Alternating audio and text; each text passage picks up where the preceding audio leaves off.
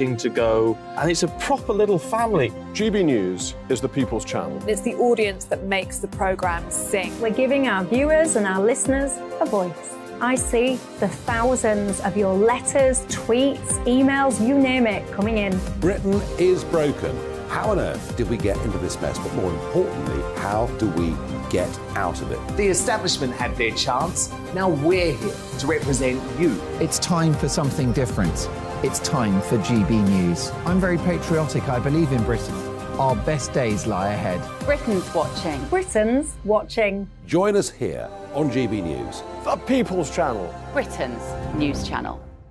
Join me, Patrick Christie's, Monday to Friday, 3 till 6. We tackle the day's news agenda like you've never seen before. It's high tempo, high octane, the most controversial topics and the best guests. You will not be able to take your eyes and ears off it. I'm not afraid to ask the questions that you really want answered. 3 till 6 p.m, Monday to Friday on GB News, the People's Channel, Britain's news channel. I'm Andrew Doyle. Join me at 7 o'clock every Sunday night for Free Speech Nation, the show where I tackle the week's biggest stories in politics and current affairs with the help of my 2 comedian panellists and a variety of special guests. Free Speech Nation, Sunday nights from 7 on GB News, the People's Channel, Britain's news channel. GB News has its own late-night paper preview show, Headliners, where comedians take you through the next day's top news stories. You don't have to bother reading the newspaper, we've got it covered for you. Headliners, every night at 11 p.m, and repeated every morning at 5 a.m. We won't send you to sleep like some of the other paper review shows out there. GB News, the People's Channel, Britain's news channel.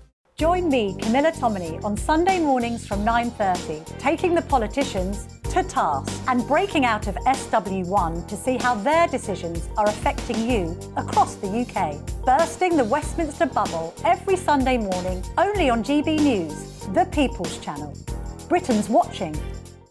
Every Sunday from 11, join Michael Portillo. There will be topical discussion, looking at the week before and the week to come. So kick back and relax at 11 a.m. on Sundays on GB News with me, Michael Portillo. GB News, the People's Channel, Britain's news channel. What you get for breakfast is something that, if we do our jobs right, you will wake up to news that you didn't know the night before. It's a conversation. It's not just me and Eamon. We want to get to know you, and we want you to get to know us. From 6, it's Breakfast with Eamon and Isabel. Monday to Thursdays on GB News, Britain's news channel. Hi, I'm Dan Wootton. You can watch me live on GB News Monday to Thursday from 9 p.m. And did you know that you can also watch and listen live on our website, gbnews.com. You'll always be up to date on the latest breaking news, as well as enjoying the best stories, opinions and shows. You can even join the debate under our live player as you're watching. So head straight to gbnews.com on TV, radio and online. GB News, Britain's news channel.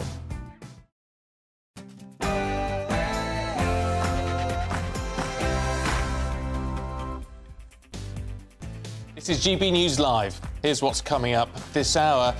Boris Johnson deliberately misled the House of Commons over COVID-19 lockdown parties. That's according to a report released this morning by a committee of MPs who would have recommended suspending the former Prime Minister from the House of Commons for 90 days had he not stepped down as an MP at the end of last week.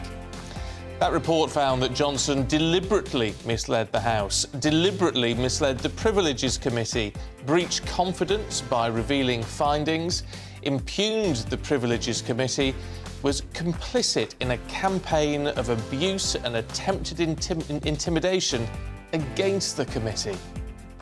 It's pretty strong stuff. For the next 3 hours, we'll bring you the latest reaction, expert analysis from all sides, and ask what next for the former Prime Minister.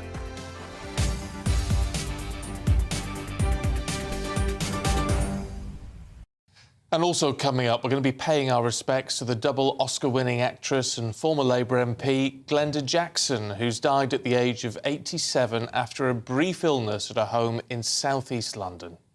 Before all that, though, let's get your headlines with Rhiannon.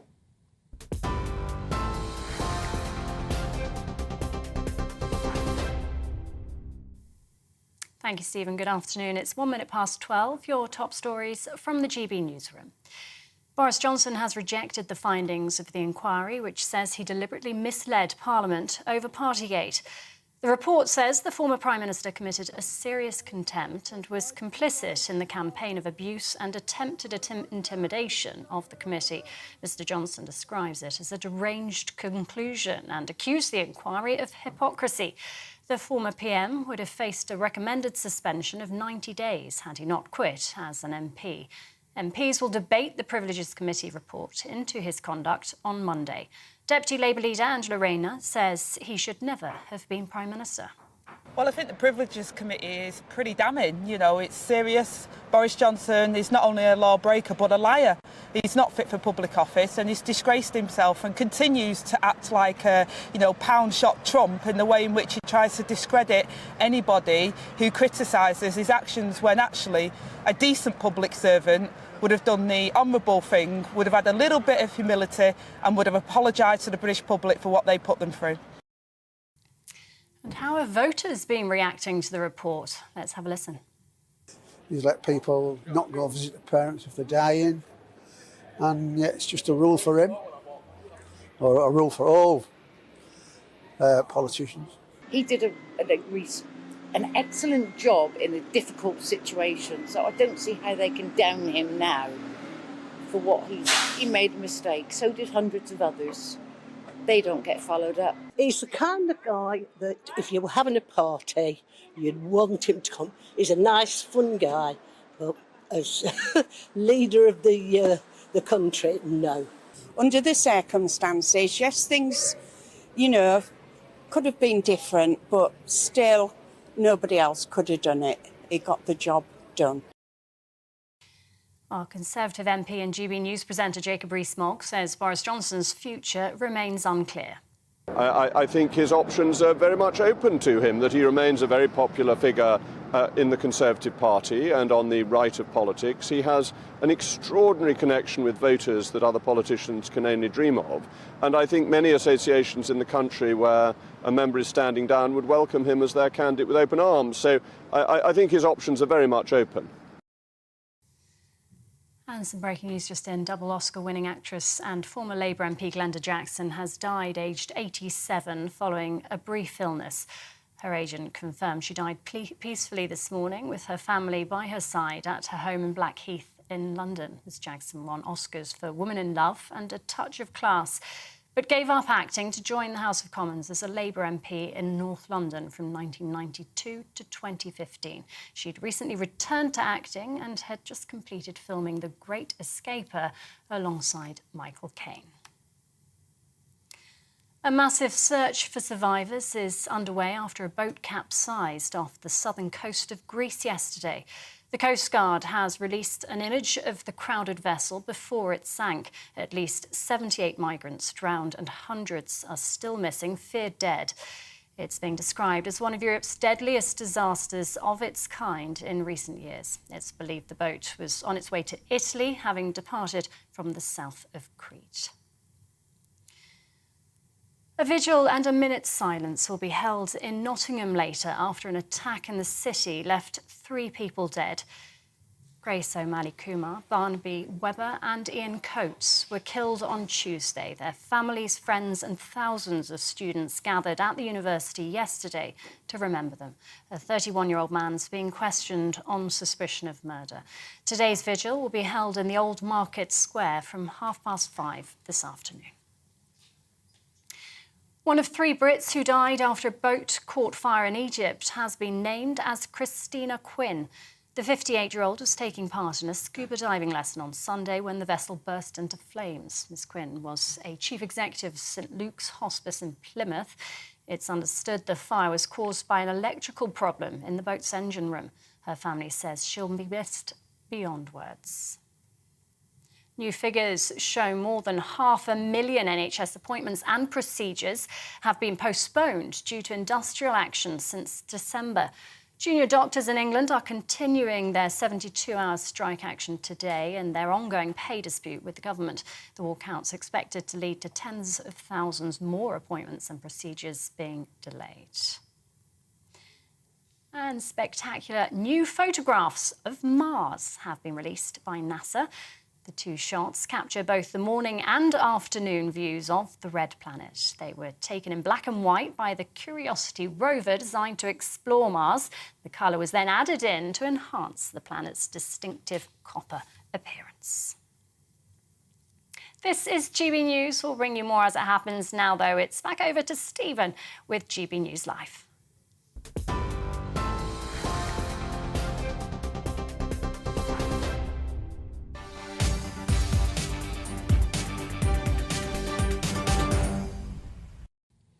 Rhiannon, thank you. Boris Johnson may wish he was on Mars today, mightn't he? That's after that parliamentary committee today concluded that Boris Johnson repeatedly and recklessly misled the Commons over what he knew about parties at Downing Street.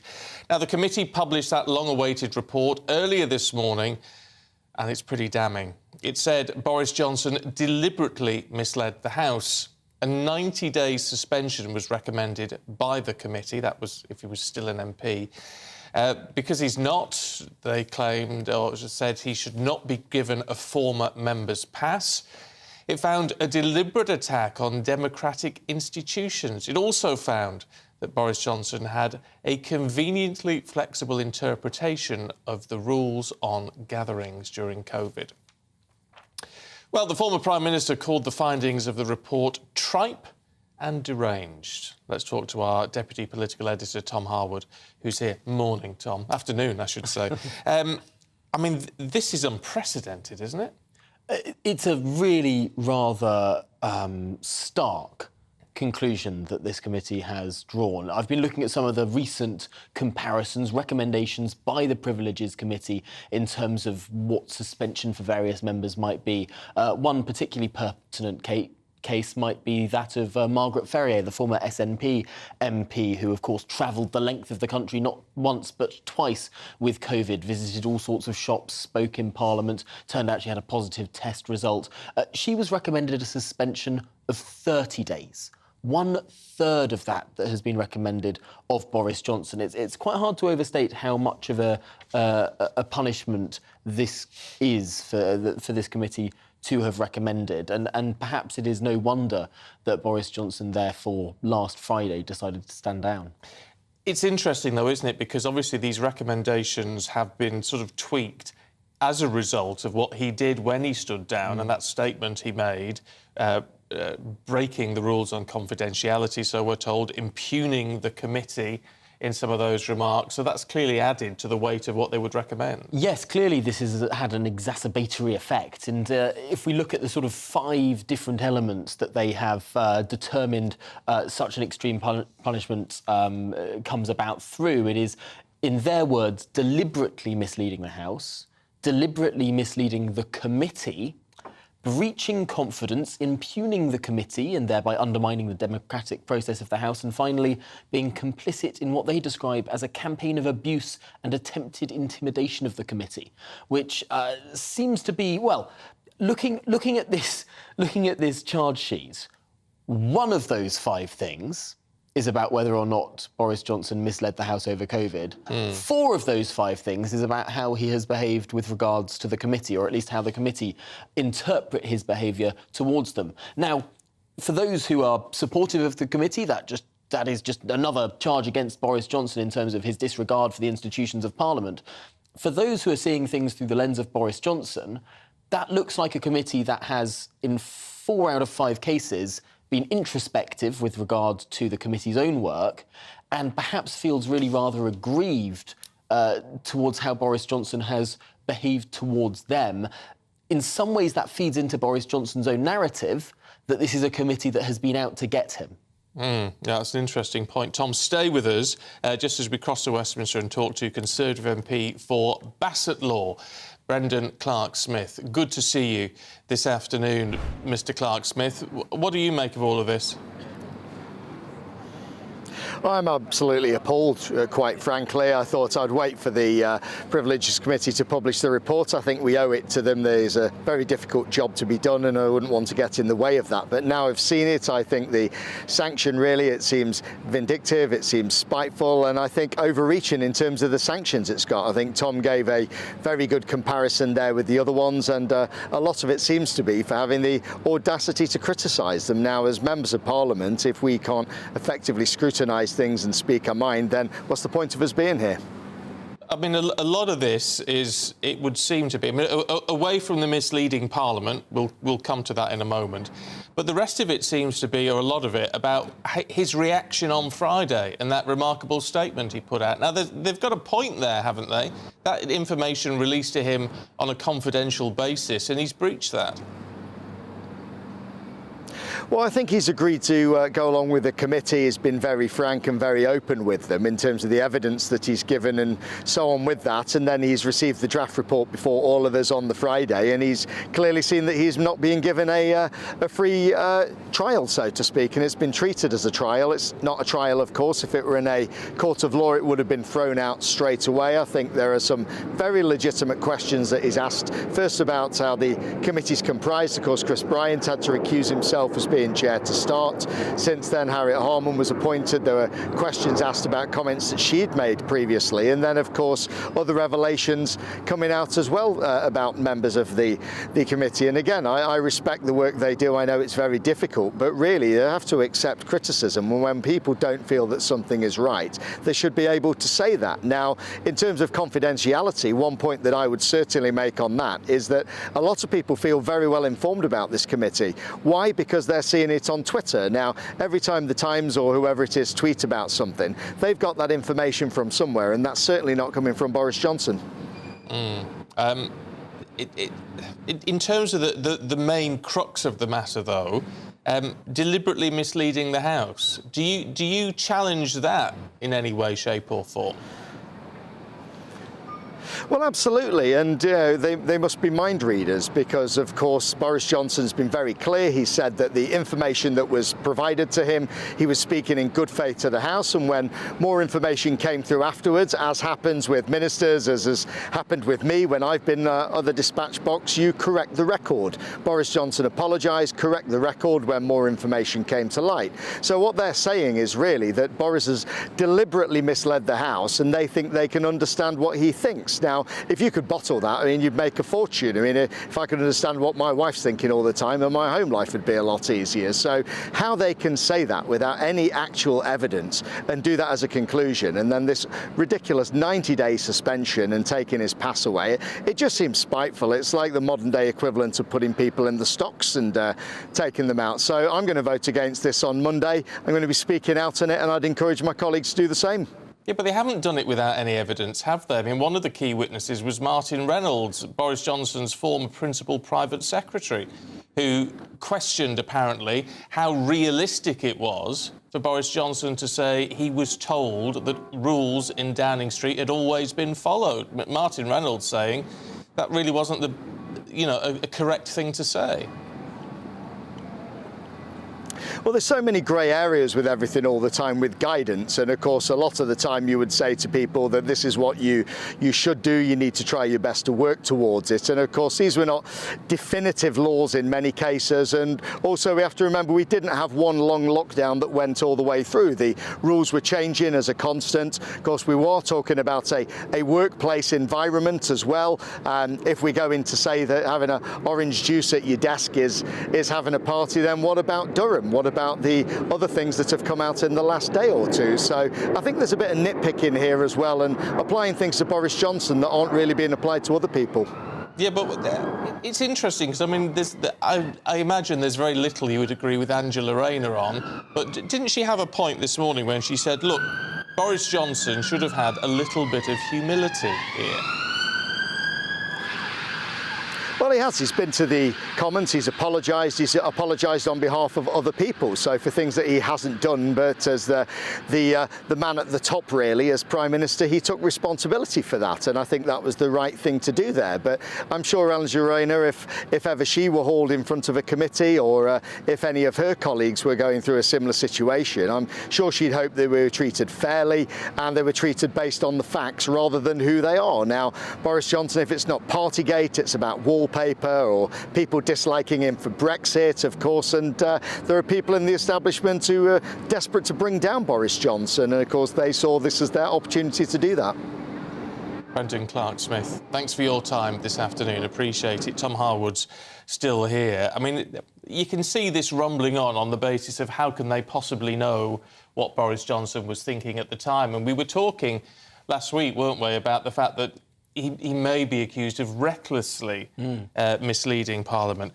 The fact that they've decided this was deliberate is a whole other ball game, actually. They've decided he was being absolutely disingenuous. Which really does put that question to bed. Of course, there had been many questions of the propriety of this committee in terms of them changing the goalposts in a certain way to not just look at the question of whether or not there was a deliberate misleading of Parliament, but a reckless one. In the end, they actually found that it was both reckless and deliberate, so that becomes a moot point. But it is interesting. Boris Johnson, in his really rather lengthy and, dare I say it, entertaining response to the Privileges Committee report, has focused in on what they found him to have, quote-unquote, misled the House about.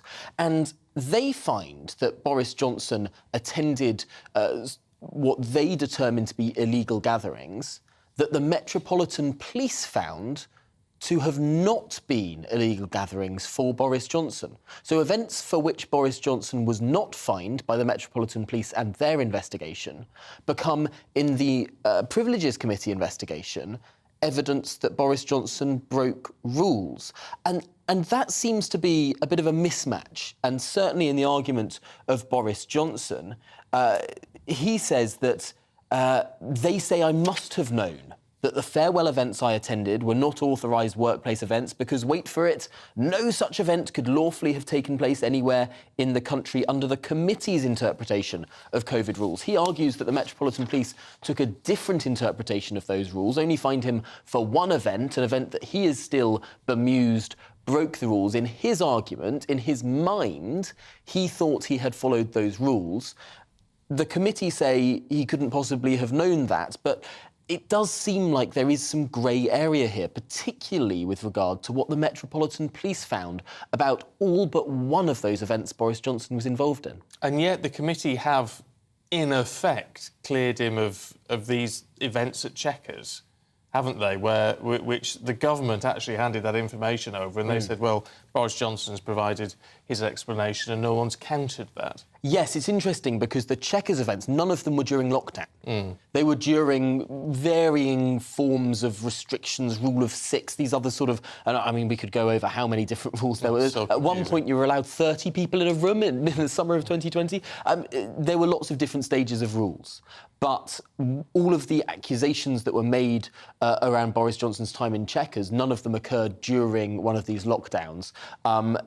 That's a different case with regard to some of the accusations about the gatherings in Downing Street. Now, Boris Johnson has always maintained that it was a vital workplace activity to thank colleagues and say goodbye to colleagues and all the rest of it.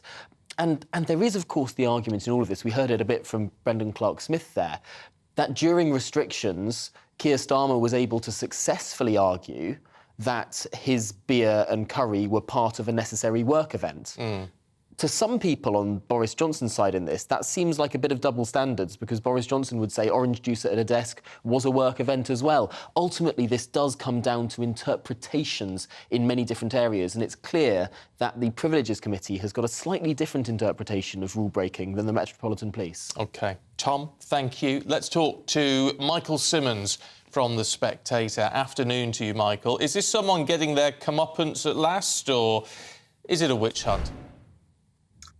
Well, I think in a weird way, it might slightly be both. I think you can look at the evidence, and most reasonably minded people would say that, you know, Boris Johnson and his 10 Downing Street had locked down the country, had imposed these restrictions on people and didn't follow them themselves. And the committee has found that when he said that he did, or he wasn't aware that that was, you know, a deliberate lie, so to speak.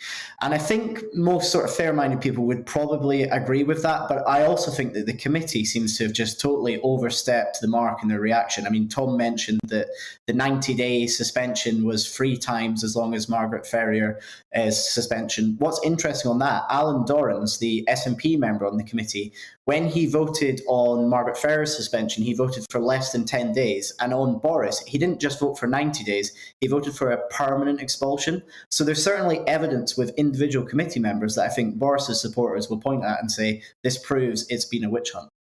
Can I ask, why does it matter about the 90 days?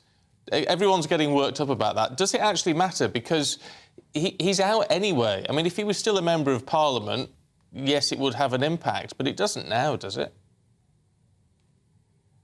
Well, no, you're completely right. It doesn't matter in the practical sense that he's gone anyway, and if he were to stand again and come back, you know, he'd start with a clean slate, and it's all meaningless. But I think it matters in how the narrative moves on, because if the committee had presented itself kind of more balanced and maybe gone for a shorter period, it would be harder for Boris's supporters to say this was a witch hunt, which is something he might be able to use as sort of a platform to come back into the public eye, come back into politics. But I think because they went for such an extreme sanction, it plays into his hand in a way that we see in America. You know, Donald Trump has done some outrageous things, and some he's rightly sanctioned for. But what you see in American politics now is whenever your opponent does, you know, the slightest misdemeanor, the Democrats, or if it's Republicans on the other side, will throw the book at them. And that just means nobody takes it seriously, and you get this position where Trump or Boris can say, it's a witch hunt, they're out to get me. So I think the 90 days matters from that sense. Is Sir Jacob Rees-Mogg right when he says, you know, there could be a comeback with all of this? Because, I mean, I wonder how... there may well be associations that would want him to represent them, but it's hard to know how this would get through CCHQ. Yeah, it's hard to see it. I mean, look, never count Boris Johnson out. He's come back so many times before, but I think from the tone of the letter he sent, it doesn't read to me like he's planning an immediate comeback. He's just, you know, angry about what's happened. And even though he would be popular within certain constituencies, there's polling of Conservative members who say, yes, we like Boris, but do we want him back as the leader? No. That's interesting. Michael Simmons, good to talk to you this afternoon. Thank you. I'm sure you've got a view on that. Do let us know. gbviews@gbnews.com. This is GB News Live. Coming up, a vigil will take place this evening for the 3 victims of Tuesday's horrific attack in Nottingham. We'll bring the latest from the city with Mark White in just a moment. First and foremost, I am a GB News fan, and I was before I was working here. Just love the fact that we're asking the questions that a lot of establishment media won't ask. With a bit of a twist, we not only want to inform you, but we want to keep you entertained. It's worth the drive because you get in and the team's all ready and waiting, they're itching to go, and it's a proper little family. GB News is the People's Channel. It's the audience that makes the programme sing. We're giving our viewers and our listeners a voice. I see the thousands of your letters, tweets, emails, you name it, coming in. Britain is broken. How on earth did we get into this mess? But more importantly, how do we get out of it? The establishment had their chance. Now we're here to represent you. It's time for something different. It's time for GB News. I'm very patriotic. I believe in Britain. Our best days lie ahead. Britain's watching. Britain's watching. Join us here on GB News. The People's Channel. Britain's news channel. I'm Andrew Doyle. Join me at 7 o'clock every Sunday night for Free Speech Nation, the show where I tackle the week's biggest stories in politics and current affairs with the help of my 2 comedian panellists and a variety of special guests. Free Speech Nation, Sunday nights from 7 on GB News, the People's Channel, Britain's news channel. Nightmare commute. Kick it up a gear with me, Patrick Christie's, at drive time, 3 till 6 p.m, Monday to Friday on GB News Radio. You can listen online and on DAB+, on the smart speaker app, and on the GB News app. And if you've got an Alexa, all you have to say is, Alexa, play GB News. We're also on TuneIn and the Radio Player apps. From the school run to rush hour, get revved up with me, Patrick Christys, on GB News and GB News Radio. What you get for breakfast is something that, if we do our jobs right, you will wake up to news that you didn't know the night before. It's a conversation. It's not just me and Eamon. We want to get to know you, and we want you to get to know us. From 6, it's Breakfast with Eamon and Isabel. Monday to Thursdays on GB News, Britain's news channel. Westminster is going around in ever-decreasing circles, followed by the media. Britain is broken. How on earth did we get into this mess? But more importantly, how do we get out of it? Join me at 7 p.m, Monday to Thursdays on Farage, here on GB News. We will have open, rational debate. We've got to work out how Britain moves forward from this. Join us here on GB News, the People's Channel. Britain is watching. Every Sunday from 11, join Michael Portillo. There will be topical discussion, looking at the week before and the week to come. So kick back and relax at 11 a.m. on Sundays on GB News with me, Michael Portillo. GB News, the People's Channel, Britain's news channel.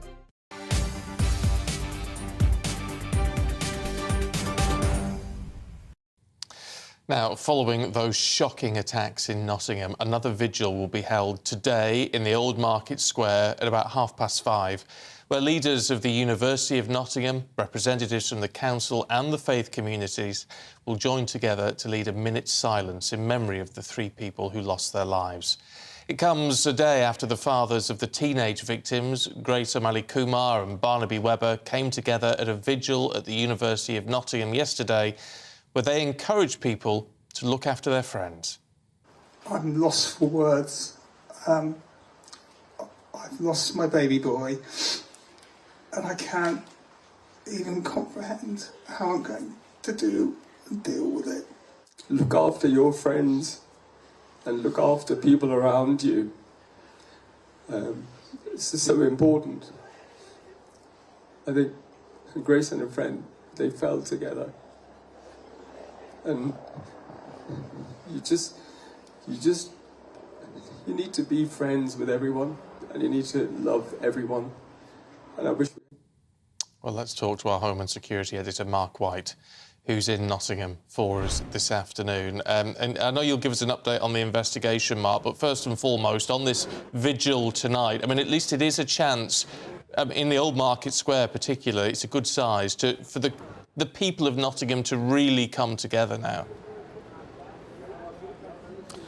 Yeah, I mean, there were many people at the university, of course, for last night's vigil, but you're right, in the Market Square itself, an opportunity not just to remember 2 young students who were killed so brutally in the early hours of Tuesday morning, but also to remember Ian Coates and to think of those who were injured, including one man who's still in a critical condition after being run over in Milton Street, where I am at the moment, just before this van was eventually stopped and the prime suspect brought into custody.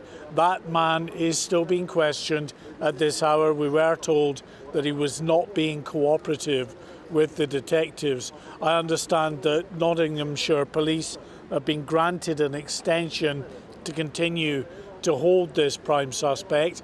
They can hold him, Stephen, for 96 hours if it is a particularly serious offence, which clearly this is. So 96 hours before the police then have to decide whether to charge or release this individual. OK, Mark, back to you for an update a little bit later on, but for now, thank you.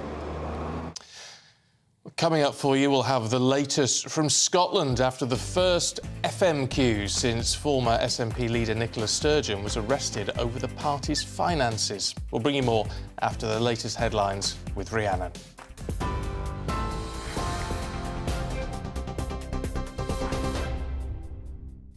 Stephen, thank you. Good afternoon. It's just gone 12:30. Your top stories from the GB newsroom. Boris Johnson has rejected the findings of the inquiry, which says he deliberately misled Parliament over Partygate. The report says the former Prime Minister committed a serious contempt and was complicit in the campaign of abuse and attempted intimidation of the committee. Mr Johnson describes it as a deranged conclusion and accused the inquiry of hypocrisy. The former PM would have faced a recommended suspension of 90 days had he not quit as an MP. MPs will debate the Privileges Committee report into his conduct on Monday. Deputy Labour leader Angela Rayner says he should never have been Prime Minister. Well, I think the Privileges Committee is pretty damning. You know, it's serious. Boris Johnson is not only a lawbreaker but a liar. He's not fit for public office and he's disgraced himself and continues to act like a, pound shop Trump in the way in which he tries to discredit anybody who criticises his actions when actually a decent public servant would have done the honourable thing, would have had a little bit of humility and would have apologised to the British public for what they put them through. Breaking news in the last few minutes, double child killer Colin Pitchfork has been granted parole and will be released from prison subject to conditions. Pitchfork was jailed for life for strangling Linda Mann and Dawn Ashworth in Leicestershire in 1983 and 1986. They were 15 years old. Having previously been released, the 63-year-old was recalled to jail in 2021 for breaching licence conditions just 2 months later. Double Oscar-winning actress and former Labour MP Glenda Jackson has died aged 87 following a brief illness. Her agent confirmed she died peacefully this morning with her family by her side at her home in London. She won Oscars for Women in Love and A Touch of Class, but gave up acting to join the House of Commons as an MP in North London from 1992 to 2015. A vigil and a minute's silence will be held in Nottingham later after an attack in the city left 3 people dead. Grace O'Malley-Kumar, Barnaby Webber and Ian Coates were killed on Tuesday. Their families, friends and thousands of students gathered at the university yesterday to remember them. The 31-year-old man is being questioned on suspicion of murder. Today's vigil will be held in the Old Market Square from 5:30 this afternoon. And some breaking news in the last few minutes. Dirk Howell has been jailed for life with a minimum term of 32 years for murdering 9-year-old Alfie Steele. And we'll have more on that developing story as we get it. And you can get more on all of those stories by visiting our website, gbnews.com.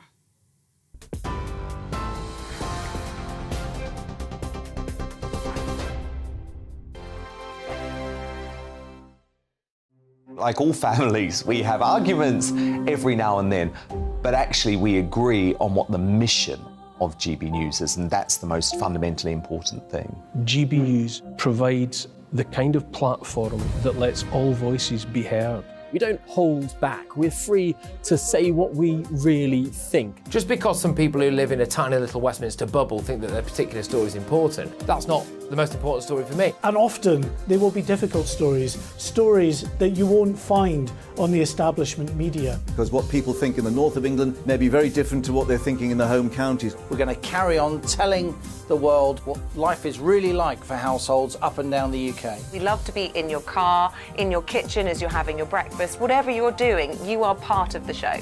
If it matters to you, it matters to us. Britain's watching. Britain's watching. Britain's watching. We're proud to be GB News, the People's Channel, Britain's news channel. Join me, Patrick Christie's Monday to Friday, 3 till 6. We tackle the day's news agenda like you've never seen before. It's high tempo, high octane, the most controversial topics and the best guests. You will not be able to take your eyes and ears off it. I'm not afraid to ask the questions that you really want answered. 3 till 6 p.m, Monday to Friday on GB News, the People's Channel, Britain's news channel. Join me, Camilla Tominey, on Sunday mornings from 9:30, taking the politicians to task and breaking out of SW1 to see how their decisions are affecting you across the UK. Bursting the Westminster bubble every Sunday morning, only on GB News, the People's Channel. Britain's watching.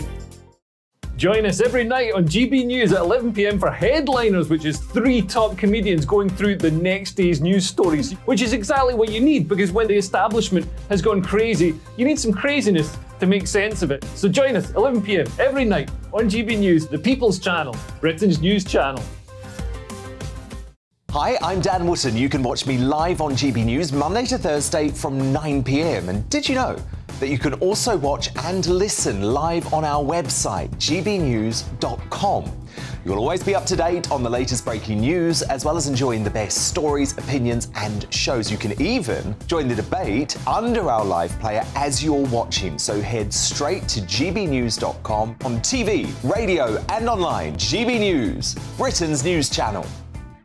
So Jubes and Kerr, we tackle the issues of the day with real robust debate, both sides of the fence, battling it out with me in the middle with my forthright opinions and views. And often really interesting things happen because you start with a position and then by the end of the debate you find actually, well, I might not have thought about that one. What we need in this country is 2 new political parties. You should maybe think about doing a 2024 calendar. I'm Michelle Dewberry and I'm keeping you company right through until 7 o'clock this evening. GB News, the People's Channel, Britain's watching.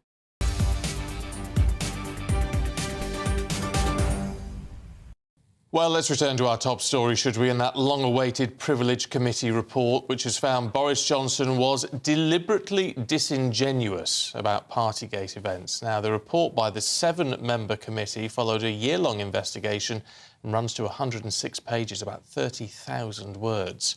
Well, after getting a bit of an advance look, the former PM stood down as an MP last week, in which he accused the committee of bias. Now, that's added then into what they've said in terms of breaching confidence and things, which has probably added to the sanctions which they would have imposed on him if he had still been an MP. But, of course, he's not. So does it really mean anything?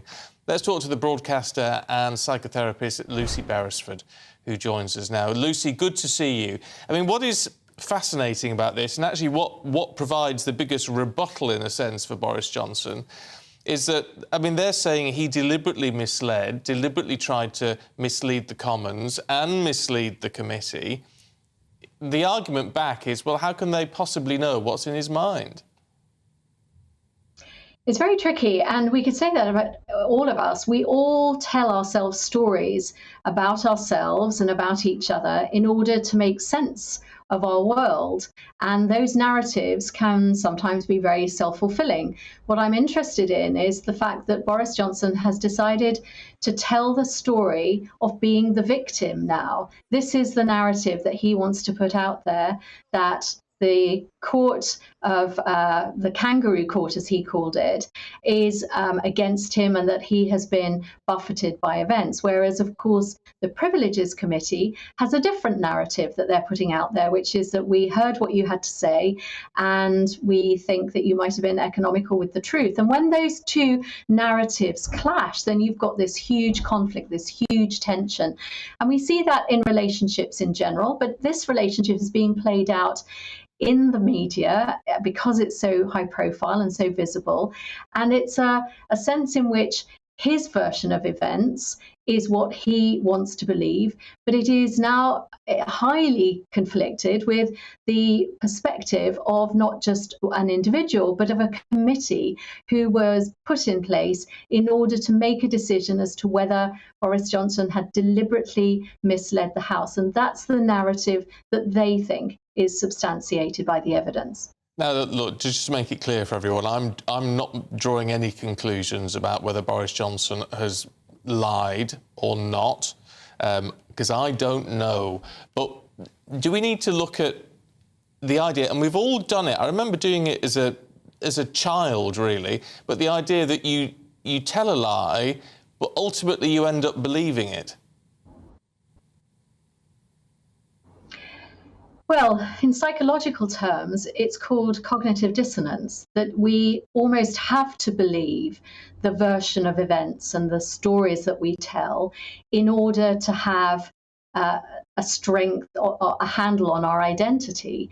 That if we were to actually say, oh, I no longer believe this, I no longer think that this is true, then what does that say about our previous identity?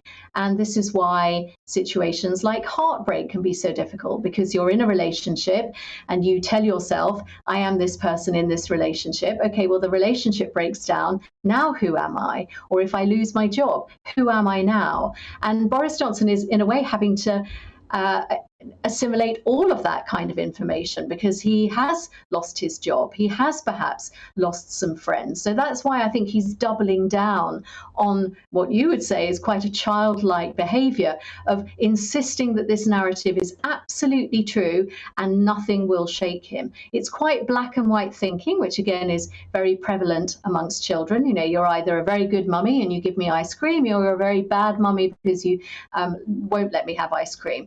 And we have a situation here where the thinking is becoming even more polarized. There's no nuance from Boris Johnson's commentary. There was no nuance from his commentary last Friday, and his report that his letter that's come out as a result of the publication of the Privileges Committee report. Whereas actually what you have to operate in a world in normal life is there has to be a bit of grey. That you can't just live in black and white thinking, because that's not how the world works. So you're right to identify it as quite childlike behaviour. We all do it. We see it with some people who are in prison. They have to be able to assert to themselves their innocence, because the alternative is to accommodate a sense of the fact that I was the person that did this wrong thing, that did this bad thing. How do we live with ourselves? And this speaks not just for people who've maybe, done something wrong in the eyes of other people, but in all sorts of ways. How do we live with ourselves when the version of events that we have persisted is the truth no longer ceases to be true? How do we then, after looking at the individuals in all this, how do we as members of the public, as voters, even politicians involved in this, how do we come to a conclusion that we're happy with? Because it seems to be people are either, a bit like they are with Trump, they're either pro-Trump or anti-Trump. They're pro-Boris or anti-Boris, and people don't seem to be even remotely willing to consider that one party or another is not actually right. Exactly. There's no nuance from the perspective of many of us watching this. We are the Greek chorus in this country, seeing what's happened, but we too have turned Boris Johnson into a cartoon character where he's either the Messiah, as they say in The Life of Brian, or he's a very naughty boy. And what you really need is a 360-degree approach that says this is a nuanced man, and he is, has faults like we all do, but he also has very positive qualities. But that wasn't what the Privileges Committee were there to try and ascertain a particular role in life, which was to see whether they felt that he had deliberately misled Parliament. More widely, for many people, if they've been a supporter of Boris Johnson and have been a supporter in the face of other information that has come to light, they too may have to start to reappraise what they thought and what they felt. But in an ideal world, we would have a more nuanced perspective about the individual, about the man, Boris Johnson, as opposed to the cartoon figure of former Prime Minister. OK, Lucy, fascinating to talk to you. Thanks very much. I'm sure you've got a view on that. gbviews@gbnews.com. Let's change things up a little bit, should we? One of my lovely memories from the early 90s was the first time I went to Birmingham and had a proper balti, big table balti, big table naan. And with that, if you're anywhere in the Black Country, remember any of that sort of thing from back in the day, because the Birmingham balti dishes in the city arrived in the 70s. And there was an initial boom, but now only 4 of the original 30 restaurants remain in what's known as the Balti Triangle. Our West Midlands reporter, Jack Carson, has gone to try out the dish and find out if there's a future for the Birmingham Balti. The Birmingham Balti, invented in the city in the 1970s and hugely popular in the 80s and 90s, the dish has become well known all over the world. The 30 restaurants that served the curry then became famous for the triangle shape in which they were located, and the Balti Triangle was born. But despite the early boom, today only 4 of the original restaurants remain. One of those is Shabab's, which prides itself on being the home of the Birmingham Balti. Owner Zaf Hussain says even though restaurants have been lost, he's proud of the Balti legacy. I just feel so proud, serving the Balti the right way. Someone who might be visiting from, overseas or whatever else, and they've never sampled a balti before. And we are here at Shabab's showcasing the balti and showcasing Birmingham. I'm gutted to see a lot of balti houses alongside us have closed down. But you can't take away the fact, you can't take away the history that this is still the Balti Triangle. And I feel quite proud to sort of take that legacy forward. But what makes a balti a balti? Zaf gave GB News a look into the kitchen to show us how it's done. So this is what a proper balti bowl is. Thin pressed carbon steel, actually manufactured in Birmingham as well. So, turn the heat up. Bit of veg oil, in goes some onions, green pepper, tomato, and a chili for good luck.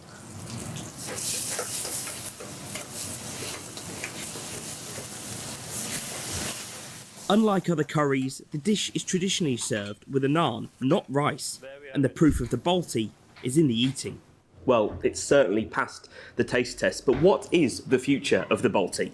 Andy Munro is the secretary of the Association for the Protection of the Authentic Balti. He says despite changes in eating habits in the area, the dish remains a firm favourite for people visiting Birmingham. In this area, there's a lot of burger places have opened up, dessert parlours, and a lot of young people want a burger because when you're at home, you want something different to what your parents serve up. But as I wanted something different to the lamb chops and boiled potatoes my parents served up, hence my love for curries. The Balti Triangle, I think, was in the Rough Guide's top 40 things to do before you die. I think we're about equal with the pyramids, so say no more on that. So yeah, it's an important thing for Birmingham, but it's only important if we safeguard the authentic restaurants. Despite the Balti Triangle not being quite as balti as before, this staple Birmingham dish isn't going anywhere just yet. Jack Carson, GB News. It is fabulous. There's no getting away from it. It's one of the best things you will ever eat. So go and try it if you're in the area. Now, to politics, but north of the border, because Humza Yousaf is facing Douglas Ross at the first FMQs since the former First Minister, Nicola Sturgeon, was arrested. Now, the First Minister told his SMPs that they should back Nicola Sturgeon or quit the party, following her arrest by police investigating the party's finances. According to The Times, Mr Yousaf said anyone who didn't support his decision was damaging the cause of independence. Well, our political reporter, Catherine Forster, is here in the studio. Now, you can imagine if this was PMQs in Westminster, all hell would break loose over this. So just how fiery has it been in Edinburgh?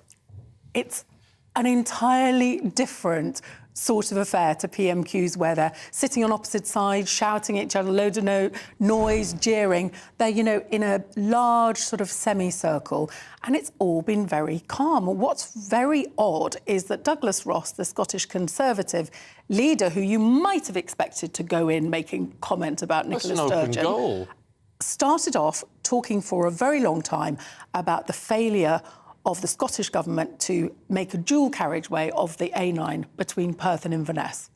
Wow. Important for some people, no doubt, but a bit yawn. Yeah, but it is all bubbling along under the surface because, of course, we've had it reported that Humza Yousaf had a private meeting the other day with MSPs and basically said to them, we cannot do this washing of dirty linen in public. So you need to get behind me and my decision not to suspend the whip from Nicola Sturgeon. Of course, they sent her flowers as a mark of sympathy for the fact that she'd been arrested. And he's basically told them, if you don't like it, you can get out of the party. So, I mean, we know that quite a few MSPs don't like it. Ash Reagan, who'd run for the leadership, had said Nicola Sturgeon herself should stand down. Now she apparently has got no intention of doing that. Or that Humza Yousaf should suspend her, and Humza Yousaf has made it very clear that won't happen either. But of course, he's massively indebted to her because she had made it clear, really, that he was her chosen one, and he owes her. But of course, the opposition are saying this makes him look very, very weak, and accusations too of double standards, because although, of course, You have to presume Nicola Sturgeon is innocent. She's not been charged with anything. She was arrested, released without charge over this missing 600,000. But still, when she was First Minister, she suspended people left, right and centre for very much less. So this is still rumbling on, and it is, no matter what Humza Yousaf says, very, very damaging for the Scottish National Party. All right, and you can understand, from an outside perspective, you can understand why the First Minister would want to keep things as quiet and as calm as possible. What is Douglas Ross, leader of the Scottish Conservative Party, what is he thinking with this? Because it's an open goal. Why isn't he taking political advantage of it? It's really curious, isn't it? And in Prime Minister's questions in Westminster yesterday, Rishi Sunak wasted no time at all, but he said, you know, the only thing that they managed to do in Scotland was to decide that they would send Nicola Sturgeon flowers. Did he sign the card? And so there's very noisy opposition to Nicola Sturgeon coming from Westminster, but Douglas Ross has obviously decided to take the moral high ground. And I mean, in some ways, he doesn't really need to do anything, because the fact that Nicola Sturgeon, her husband, and the former chief executive, Peter Murrell, and the former treasurer of the SNP, Colin Beattie, have all been arrested, released without charge. But, you know, we're all at the top of the SNP, and this £600,000 is missing, and the police have been investigating for 2 years. That in itself is hugely damaging, even if Douglas Ross sits and says nothing. OK. Catherine, thanks very much indeed. Well, let's get more analysis from freelance columnist Alistair Stewart, who joins us this afternoon. Alistair, what do you make of all of this? Were you expecting this to light up a little bit during FMQs? I'm not entirely surprised by the way that it went down. I think it was entirely apt in its own way that Douglas Ross decided to lead with the duelling of the A9, because the SNP, to many people, are at the end of the road in Scotland. Humza Yousaf has tied himself and his political fortunes, and laterally the political fortunes of independence as a movement, to his relationship with Nicola Sturgeon. Correctly, Nicola Sturgeon, of course, was, and it's been reported, she was arrested and she was released without charge. But that is an albatross that's hanging around the party. And in terms of them sorting themselves out, there may be an attempt to do it privately, of course, as all political parties would hope they could do. But it's very much out there. The danger with the public relationship and the public perception of the SNP at the moment is that everything that they do is tied to independence. And the question that their supporters are asking is, in what direction is independence going as an argument in the future, and what are we doing to advance that? Douglas Ross and indeed Anna Sarwar, the leader of the Labour Party at the Scottish Parliament, they were quite correct to go for a clinical route, I think, and target the SNP's policy failures, of which there are many, and there are many missteps, both under Nicola Sturgeon and now under Humza Yousaf, which he's continuing on. The deposit return scheme is a high-level one, but little things that some people may consider out with Scotland, dare I say trivial, are actually vitally damaging to what it is that they've been doing in government, such as the A9 duelling, but more seriously, the state of the NHS, the state of education. So I'm not entirely convinced that it was a misdirection and a misfiring of Douglas Ross's approach today, but the SNP are in serious trouble. We've only got 20 seconds left, Alistair. In terms of the back me or sack yourself approach from the First Minister to his SNP colleagues, do you think anyone will go? I don't think anyone will go, but I think the party is having an existential moment, and it's a question of what they're going to put first and prioritise over the coming weeks, months, and indeed as we move closer to an election both at Westminster and Scotland. What's more important, independence for Scotland or the SNP's future? OK. Alistair, really good to talk to you. Thank you. There's plenty more to come in the next hour, reflecting on that top story, of course, that Boris Johnson did mislead Parliament over Partygate. And we'll bring you the latest from Nottingham ahead of that vigil tonight. See you soon. Hi there, it's Aidan McGibbon here from the Met Office with the GB News forecast. It's another stunning day today, sunshine and very warm once again for many of us, but an increased chance of some serious thunderstorms for some later in the day. For the time being, high pressure in charge, that's to the north of the UK. Still an easterly airflow, keeping things cooler on the east coast, but inland widely temperatures will quickly rise through the morning with the wall-to-wall sunshine. As temperatures rise, there's likely to be a bit more cloud development, I think, especially towards southern and southwestern parts compared with Wednesday. But actually, for most, it's a fine day to come. Odd shower possible across North Wales as the temperatures rise, and they will rise once again into the mid to high 20s, widely above average for the time of year, but a bit more limited there for the east coast of England. Into the evening, however, some serious thunderstorms are likely to get going across Ireland, and they're most likely to drift north into parts of Northern Ireland, especially western parts. And where these hit, we could see some frequent lightning, large hail, torrential rain. Be some impacts from those storms, but they'll be very localised. Otherwise, it's largely dry overnight, clear spells, but temperatures remaining at 15-16 Celsius across parts of the south. So a muggy night for sleeping, but a widely sunny start once again. On Friday, any thunderstorms across Ireland move away for the time being, but they develop once again into Friday afternoon and more likely to hit parts of Northern Ireland into the afternoon and evening, whilst other storms could develop across northwest England, southwest Scotland, parts of Wales as well. Once again, these will be very localised, but where they occur, they're going to be pretty lively. More widely, thunderstorms and showers will develop across western and southwestern parts on Saturday, and then across the rest of the UK generally into Sunday, and at the same time it will turn a bit cooler. I joined GB News because I was sick and tired of not hearing my views being represented, not just mine, but so many people that I knew and spoke to. I just couldn't get my voice out there. I couldn't say anything, I couldn't do anything. Whatever the narrative was, I kind of had to follow it. GB News is there to provide a voice for those who have been ignored by the establishment media. We think different things, we've got a different style. GB News is here to be optimistic and positive about the future. It's real kind of dynamic and flowing, with the audience very much at the heart of it, like a big family. Here at GB News, we talk about the things that matter to you. Hearing the voices from right across our towns and cities, especially our towns. All sides of the argument represented with a heavy dose of opinion.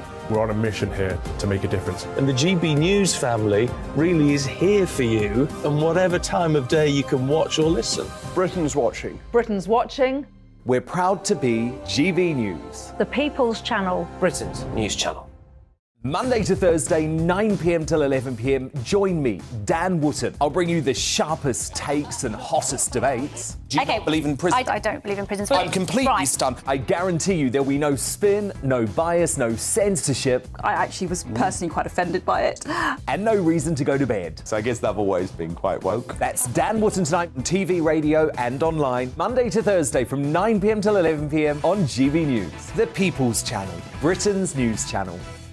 You've probably seen politicians interviewed 1,000 times, but we do it differently. We find out who they really are, we don't shout, we chat, and hopefully we bring a bit of light, not just heat. Did you know Kate Moss? Apparently. Do you have a pair of jeans or a pair of jeans? No, of course I don't. What would I do with them? My friends are like, oh my God, what's she doing now? Join me every Sunday at 6 for Gloria Meets, only on GB News, the People's Channel, Britain's news channel. Weeknights on GB News from 6 p.m. You'll always get drama. Please stop, Michelle. I know, yeah. Please stop. Should I just shut up? Romance. You like me, I like you. There you go. There you are. Well, don't tell anybody. Adventure. Etc. That's the whole point. But boom. And action. Sergeant read my superstar panel. They're already at it. They're fighting. It's going to be quite a show. Only on GB News. Britain's watching. In a world of dull and predictable radio and TV shows. Oh, hi. On Mark Dolan tonight, we've got big guests. We drill into the big stories of the day. The show adds up to a brilliant listening and viewing experience. Mark Dolan Tonight is the most entertaining current affairs show ever, and that's a fact. That's Mark Dolan Tonight, Fridays from 8, Saturday and Sunday from 9. Only on GB News, the People's Channel, Britain's news channel.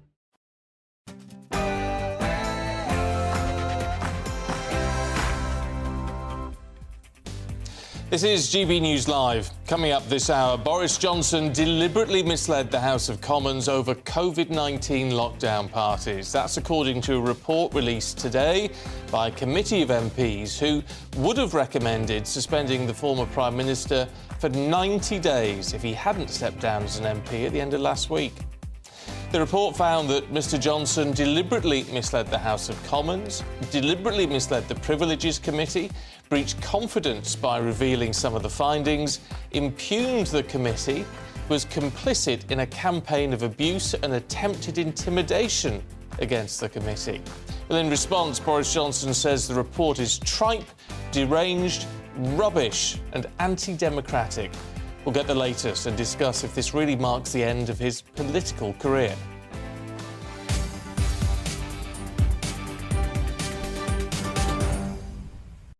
Also coming up, we'll be paying our respects to the double Oscar-winning actress and former Labour MP Glenda Jackson, who's died at the age of 87 after a brief illness at her home in south-east London. First, though, let's get the headlines with Rhiannon.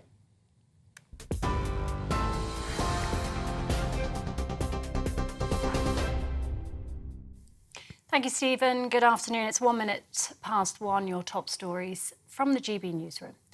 Boris Johnson has rejected the findings of the inquiry, which says he deliberately misled Parliament over Partygate. The report says the former Prime Minister committed a serious contempt and was complicit in the campaign of abuse and attempted intimidation of the committee. Mr Johnson describes it as a deranged conclusion and accuses the inquiry of hypocrisy. The former PM would have faced a recommended suspension of 90 days had he not quit as an MP. MPs will debate the Privileges Committee report into his conduct on Monday. Deputy Labour leader Angela Rayner says he should never have been Prime Minister. Well, I think the Privileges Committee is pretty damning. You know, it's serious. Boris Johnson is not only a lawbreaker but a liar. He's not fit for public office and he's disgraced himself and continues to act like a, pound-shot Trump in the way in which he tries to discredit anybody who criticises his actions when actually a decent public servant would have done the honourable thing, would have had a little bit of humility and would have apologised to the British public for what they put them through. Conservative MP and GB News presenter Jacob Rees-Mogg says Boris Johnson's future remains unclear. I think his options are very much open to him, that he remains a very popular figure in the Conservative Party and on the right of politics. He has an extraordinary connection with voters that other politicians can only dream of.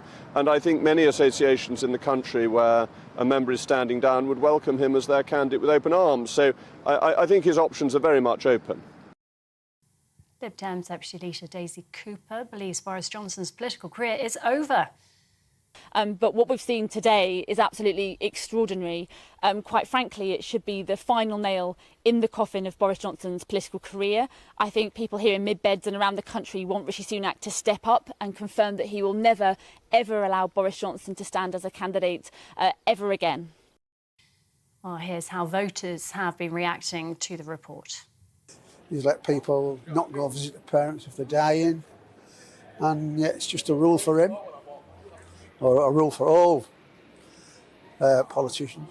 He did an excellent job in a difficult situation, so I don't see how they can down him now for what he made a mistake. So did hundreds of others.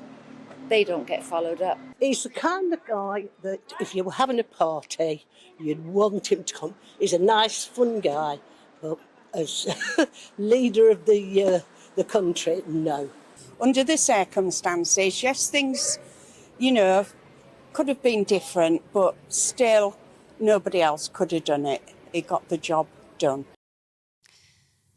Her mother and her partner have been jailed over the death of her son.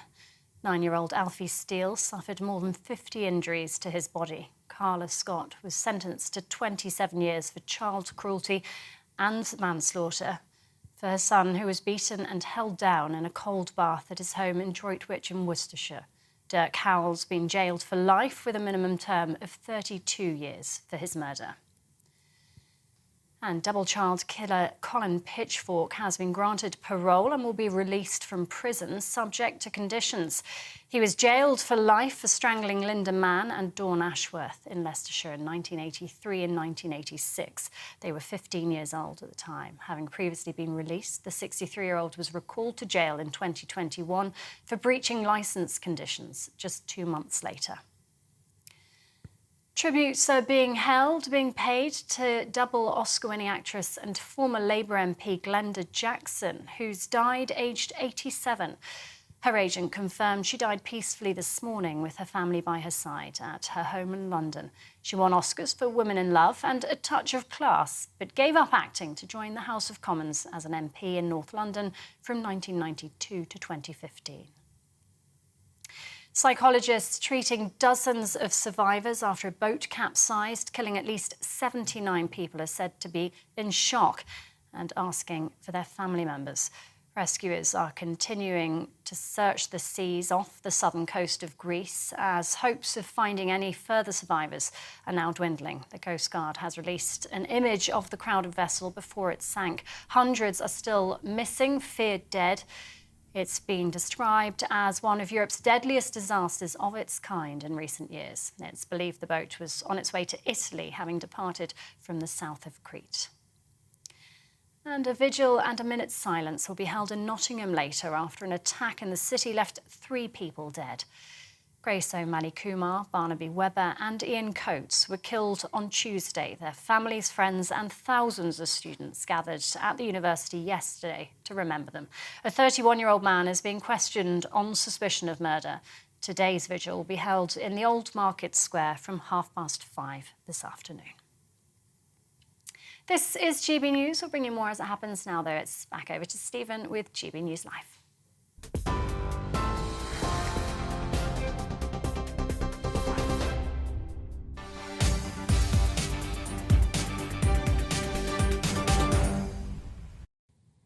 Rhiannon, thank you. Now, a parliamentary committee has concluded that the former Prime Minister Boris Johnson repeatedly and recklessly misled the Commons over what he knew about parties at Downing Street. The committee published its long-awaited report earlier this morning, and it was damning. It said Boris Johnson deliberately misled the House. A 90-day suspension was recommended by the committee. If he was still an MP, of course. Of course, he's resigned last Friday, didn't it? But it did say Johnson should not be granted a former member's pass, which ordinarily he would have been able to apply for. It found a deliberate attack on democratic institutions. It also found Mr Johnson had a conveniently flexible interpretation of the rules on gatherings. Well, in response, Boris Johnson called it all tripe and deranged. Tom Harwood, our Deputy Political Editor, is in the studio with me. I mean, this is absolutely damning. And in terms of that 90-day suspension, which would have taken place if he was still an MP, that's unprecedented, isn't it? It is a vast, vast suspension. And remember, just a few weeks ago, the discussion was, will this be a sanction that tips over that 10-day threshold by which a recall petition could be triggered? And people were arguing, would it be 5 days? Would it be 9 days? Could it be up to 15, 20 days? 90 days is up until this morning, was unimaginable for this situation. And yet, it appears that the 90-day sanction has come about not just because of what the Privileges Committee have determined to be Boris Johnson misleading the House of Commons from the dispatch box, but predominantly how he has behaved with regards to the committee themselves. They list 5 different ways in which Boris Johnson, in their view, has deserved this sanction. Only one was misleading the House. The other 4 were misleading the committee, breaching confidence, impugning the committee and thereby undermining the democratic process, and finally being complicit in the campaign of abuse and attempted intimidation of the committee. This is referring to stories that have appeared in the press recently about, for example, one of the members of the committee themselves attending a allegedly rule-breaching COVID party. And similarly, we've heard other stories about, the chair of the committee, Harriet Harman, how she has been alleged to have prejudged this committee's finding because a number of things she tweeted about whether or not Boris Johnson had broken rules and misled the House in the past. It's clear that the report, that the committee has taken a very, very dim view of how Boris Johnson has behaved towards the committee. And if anything, that has influenced this severe sanction to a great extent, perhaps more so than people would have thought. But to some extent, that also feeds into Boris Johnson's narrative. Because he has been saying throughout this that this committee is not impartial, this committee has been out to get him. And looking at this committee verdict, where 4 out of those 5 points were all about the committee, were all introspective in terms of how Boris Johnson has behaved with the committee, and only 1 has been about the House of Commons, to some extent that feeds into Boris Johnson's argument. All right, so where does that leave him in terms of the vote on Monday? Because they make these recommendations. It has to go to the House of Commons for a vote. Now, if he'd been given a 10, 20, even a 30-day sanction, perhaps it would have just sailed through. 90 days, because, as you say, it's so enormous. Is there a possibility this could be rejected? I don't think so. And the reason why is we've seen what happens when the House of Commons tries to go against the recommendations of committees like this in the past. We'll remember back to the Owen Paterson scandal when a severe sanction was placed upon Owen Paterson. Not quite 90 days, but over the 10-day threshold that could trigger a recall by-election petition. And the government then tried to establish a parallel committee, tried to sort of wriggle the way out of it, and that really blew back in the face of the government. I don't think we're going to see an appetite of the House of Commons beyond a few Boris Johnson loyalists. I think most people will put their heads down and nod this through because, frankly, the government doesn't want the battle, doesn't want to be talking about this. We saw this morning Rishi Sunak out on a police raid talking about illegal migration and his 5 pledges. That's what Rishi Sunak wants to be talking about. He doesn't want to be talking about whether or not Boris Johnson lied to the House and what the sanction should be. So they will want to get this over and done with as quickly as possible, and that's why it's taking place as soon as next Monday. OK. Tom, thanks very much indeed. We'll bring you more on this in just a moment, but first, an important update on those dreadful attacks in Nottingham on Tuesday. Let's join our Home and Security Editor, Mark White, who's in Nottingham. What can you tell us, Mark? Yeah, we've just had an update from Nottinghamshire Police on the latest in the investigation. Now, they say they've confirmed that they have managed to obtain an extension to the time for which they can hold this suspect in custody. Another 36 hours was granted to them late yesterday afternoon. They've also confirmed that this 31-year-old suspect is himself a former university student at the University of Nottingham. That, the police say, was nothing to do, not connected in any way, they believe, to the attack, which of course resulted in the death of 2 19-year-old university students as well as a 65-year-old man. But that confirmation nonetheless that this man was himself at one point a student at Nottingham University. Also some further details on the timeline that are also of interest. We know now, according to the police, piecing together the sequence of events, that it was just after 4 a.m. in the morning that the 19-year-old students, Grace O'Malley Kumar and Barnaby Webber, were stabbed to death in that street just not too far up the road, Ilkeston Road, about half a mile or so from this particular location. Then we're told after that incident, police believe that the prime suspect moved to this residential complex a few streets away, a complex for vulnerable homeless people. It was only after he was prevented from gaining access to this premises that he then moved to Magdala Street, again another few streets away from this homeless residential complex. At that point, he flagged down the van that Ian Coates, the school caretaker, had been driving, stabbed, according to the police, Mr. Coates fatally, then stole that van, headed down here to Milton Street. At that point, he ran over a pedestrian here on Milton Street, just by the bus stop, just next to the position that we're on. We've been given an update on that pedestrian's condition. Remember, yesterday we were told that he was critically injured. Police are now saying that he is in a serious condition in hospital, so some good news there in that he appears to be improving, now listed as being in critical condition. Then we're told, because I think we had previously believed that all three of the pedestrians who were run over by this van, this was in Milton Street, but actually that was in Sherwood Street near to here, where two other pedestrians were struck by this van and more lightly injured.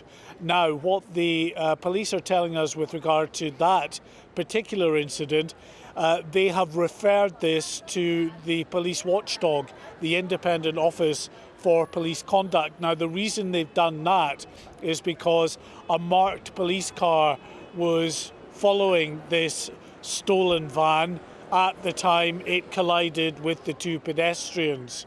After that, very shortly after that, the police stopped this van, arrested this man, tasered him, brought him to the ground and took him to police custody. But some new lines of information there of significance, I think. The first, the confirmation that the prime suspect was a former Nottingham University student. A condition check on the man who was critically injured in the collision here in Milton Street. Now we're told he was seriously injured. A clarification of the timeline, the fact that the prime suspect is believed to have gone to this homeless residential complex after fatally stabbing the two students and before then fatally stabbing Ian Coates and stealing the van. And then the further update on that new crime scene in Sherwood Street, as well as the pedestrian who was knocked down and seriously injured here, the fact that two pedestrians were struck and less seriously injured in Sherwood Street, but that incident now referred to the Independent Office for Police Conduct because a marked police car was following the suspect's van at the time of that collision. OK, Mark, for now, thanks very much indeed. And, of course, Mark's going to keep us fully up to date with that investigation. And it's worth pointing out there is going to be a vigil or a moment of remembrance in Market Square, the old Market Square in Nottingham, gathering outside the council house there. That's about 5:30 tonight, and that's going to be a chance for all the people in Nottingham, actually, whoever wants to attend, to really pay respects, maybe remember and join it. It's a moment of solidarity, I think, isn't it, in the face of this absolutely awful event. So that's going to be taking place at 5:30 tonight. Now, let's return to Boris Johnson, should we? That report from the Privileges Committee released this morning, absolutely damning, deliberately misleading the House, it says the former Prime Minister did, deliberately misleading the committee, breaching the confidence of the committee, impugning the committee and being complicit in the campaign of abuse and attempted intimidation of the committee. Doesn't mince its words. Let's talk to former Labour Special Advisor Paul Richards, who joins us now. A lot of people may be cheering this, a lot of others saying this is nothing more than vindictive, Paul. Well, I would say read the report. Here it is, hot off the presses, and it couldn't be more damning, the word that you've been using all morning, but absolutely right. Boris, of course, will have seen this last week, and that's why he resigned, because he knew how damning it was, and he also understood that he's been caught bang to rights, lying to Parliament, lying to the people, trying to intimidate and nobble the committee, and he couldn't be more in the wrong. So that's why he's gone, and that's why he's mounted this incredible sort of 24-hour, 48-hour fight back of trying to slag everybody else off and blame everyone else and say that it was not me, Gov. But, I mean, he is bang to rights.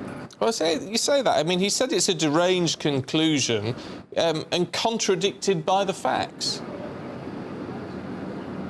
Well, he would say that, wouldn't he? But if you read it, and it'll be online, and GB News viewers can click on and have a look, you know, there is clear evidence, including, by the way, there's a double-page spread of photographs of him at these parties with a drink in his hand, you know, in colour. It's pretty clear that he knew about the parties. He had lied about pretending they were not in breach of the rules, and then trying to, as you say, impugn the reputations of the members of the committee, a Conservative-dominated committee. And you know, there's going to be people waking up this morning, looking at their mortgage bills and looking at their gas bills, and just thinking, why are we being led by these clowns? We need leaders, and it's not a time for the circus. So you know, people are going to be angry when they get to read this, because he was taking us for fools while people were making unbelievable sacrifices. Yeah, but I mean, it's fascinating. The 5 key recommendations, the 5 key conclusions, I should say, out of this. Misleading the House, which is a serious thing, right? They found him, decided he did that. But the other 4 are all about what he did with the committee. Now, there is an argument to say, isn't there, that that's actually quite introspective. Well, on the first count, misleading the House is a lovely euphemism. That means lying to the nation. And then the other 4 are all off the back of his behaviour since then of trying to nobble the committee and pretend the committee was somehow biased. So that's his own fault. If they've reacted to the way they've been attacked, I don't blame them. But the headline here is that we had a Prime Minister who didn't obey the rules he was imposing on everybody else, then lied about it to the rest of us, and is now trying to claim that there are very detailed, it's almost a book, this thing, report into his behaviour. Chapter and verse is somehow not valid. I mean, it's out of the Trump playbook, isn't it? You know, you get caught bang to rights and then start claiming the process is flawed. I think really he's right to resign. I think he's right to now retire to his £5 million house in Oxfordshire. And I think we need to hear a lot less from Boris Johnson over the next few months, don't you? Well, we may well hear more from him and see if he has to say any more on this. I imagine he probably will. There is a question. You talk about him criticising the impartiality of the committee. That's a fair point, isn't it? When we look at Harriet Harman, she did seem, via Twitter, to come to her own conclusions before all the evidence was heard. I mean, there was enough for Chris Bryant to recuse himself. Why did Harriet Harman not? Well, she is one of the country's foremost legal brains. I mean, she's a former Queen's Counsel lawyer, and she's somebody who's read the evidence and sifted through the evidence, same as everyone else, and led the committee to its conclusion. But don't forget, it's a Conservative-dominated committee. It's not a Labour committee, and the committee's decision was unanimous. They all thought the same thing, which was that he's got to go. He's banged to rights. And you've pointed out yourself this morning that 90-day sanction is the absolute top limit that they could possibly impose for the severity of these crimes and misdemeanors. So, you know, you can say, oh, she's Labour, but it's a Conservative-dominated committee, and she's a lawyer. So, you know, I understand why he's doing this, because if you read this, it's pretty much, there's no comeback from it. I understand why he's trying to say the committee was somehow crooked, but you know what? He's tried to nobble that committee, and that's why they're so angry about the way they've been approached and the lies that he told them as well. Paul Richards, good to talk to you. Thanks very much. You might have a view on that. Do let us know. In fact, interesting. See, Joanne has been in touch and says, we voted for Boris. We gave him an 80-seat majority. He's being punished for such petty trivialities. A lot of people would disagree with you on that, Joanne. And don't forget, it's not about the parties themselves. It's about lying to Parliament. And that is important. Now, whether you believe he did that or not is another matter. Trivialities, well, some people would disagree with you on that. But if you've got a view, gbviews@gbnews.com. Coming up, we'll have the latest from Nottingham, where we've learnt in the last half hour that this suspect is a former student from the University of Nottingham. We'll bring you more. First and foremost, I am a GB News fan, and I was before I was working here. Just love the fact that we're asking the questions that a lot of establishment media won't ask. With a bit of a twist, we not only want to inform you, but we want to keep you entertained. It's worth the drive because you get in and the team's all ready and waiting, they're itching to go, and it's a proper little family. GB News is the People's Channel. It's the audience that makes the programme sing. We're giving our viewers and our listeners a voice. I see the thousands of your letters, tweets, emails, you name it, coming in. Britain is broken. How on earth did we get into this mess? But more importantly, how do we get out of it? The establishment had their chance. Now we're here to represent you. It's time for something different. It's time for GB News. I'm very patriotic. I believe in Britain. Our best days lie ahead. Britain's watching. Britain's watching. Join us here on GB News. The People's Channel. Britain's news channel.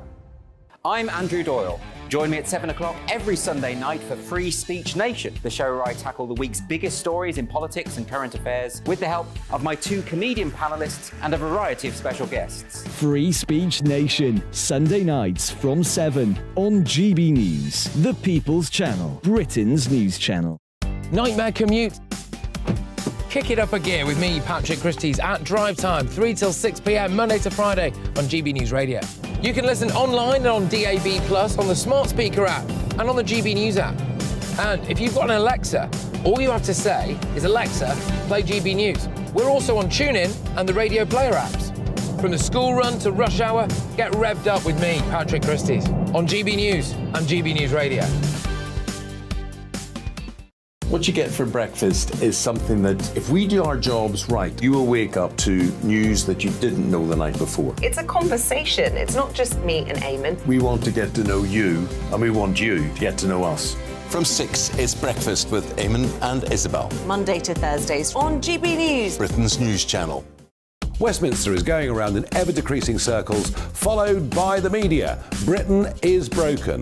How on earth did we get into this mess? But more importantly, how do we get out of it? Join me at 7 p.m, Monday to Thursdays on Farage, here on GB News. We will have open, rational debate. We've got to work out how Britain moves forward from this. Join us here on GB News, the People's Channel. Britain is watching. Every Sunday from 11, join Michael Portillo. There'll be topical discussion, looking at the week before and the week to come. So kick back and relax at 11 a.m. on Sundays on GB News with me, Michael Portillo. GB News, the People's Channel, Britain's news channel.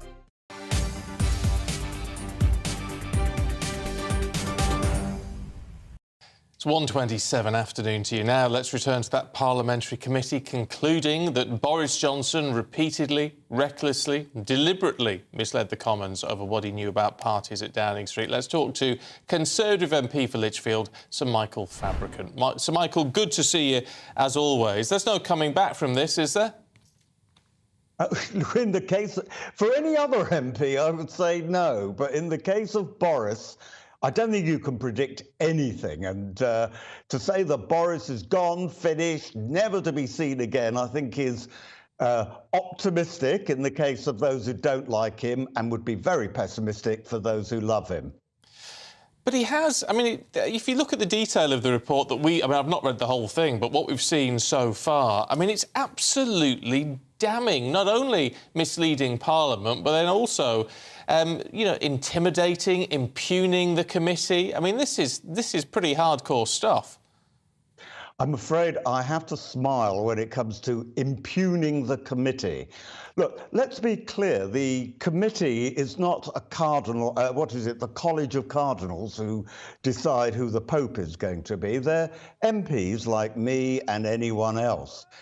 What I would say about the committee is they deserve respect, but in order to get respect, they actually have to behave themselves in a respectful way.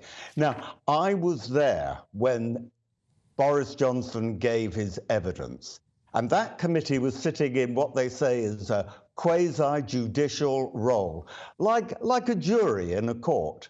But unlike a jury in a court, some of the members of that committee were pulling faces, they turning their backs on Boris. I mean, it was absolutely extraordinary behaviour. And if it were a court, the judge would have called it to order. But it wasn't called to order. And, you know, when it comes to that committee, respect has to be earned.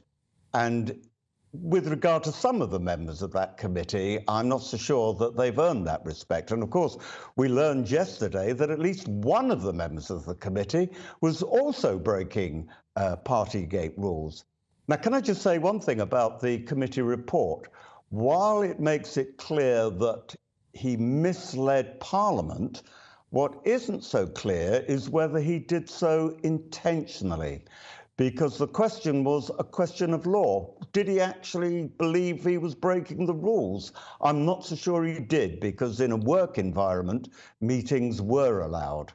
And, you know, it's a large place, number 10 Downing Street, with over 100 rooms. So anything could have been happening there, as indeed happened in other departments. Yeah, but hold on, Sir Michael. You know, whereas you say it wasn't made clear whether he did it deliberately, is it, to quote the report, we came to the view that some of Mr Johnson's denials and explanations were so disingenuous they were, by their very nature, deliberate attempts to mislead the committee and the House. Well, that's pretty clear.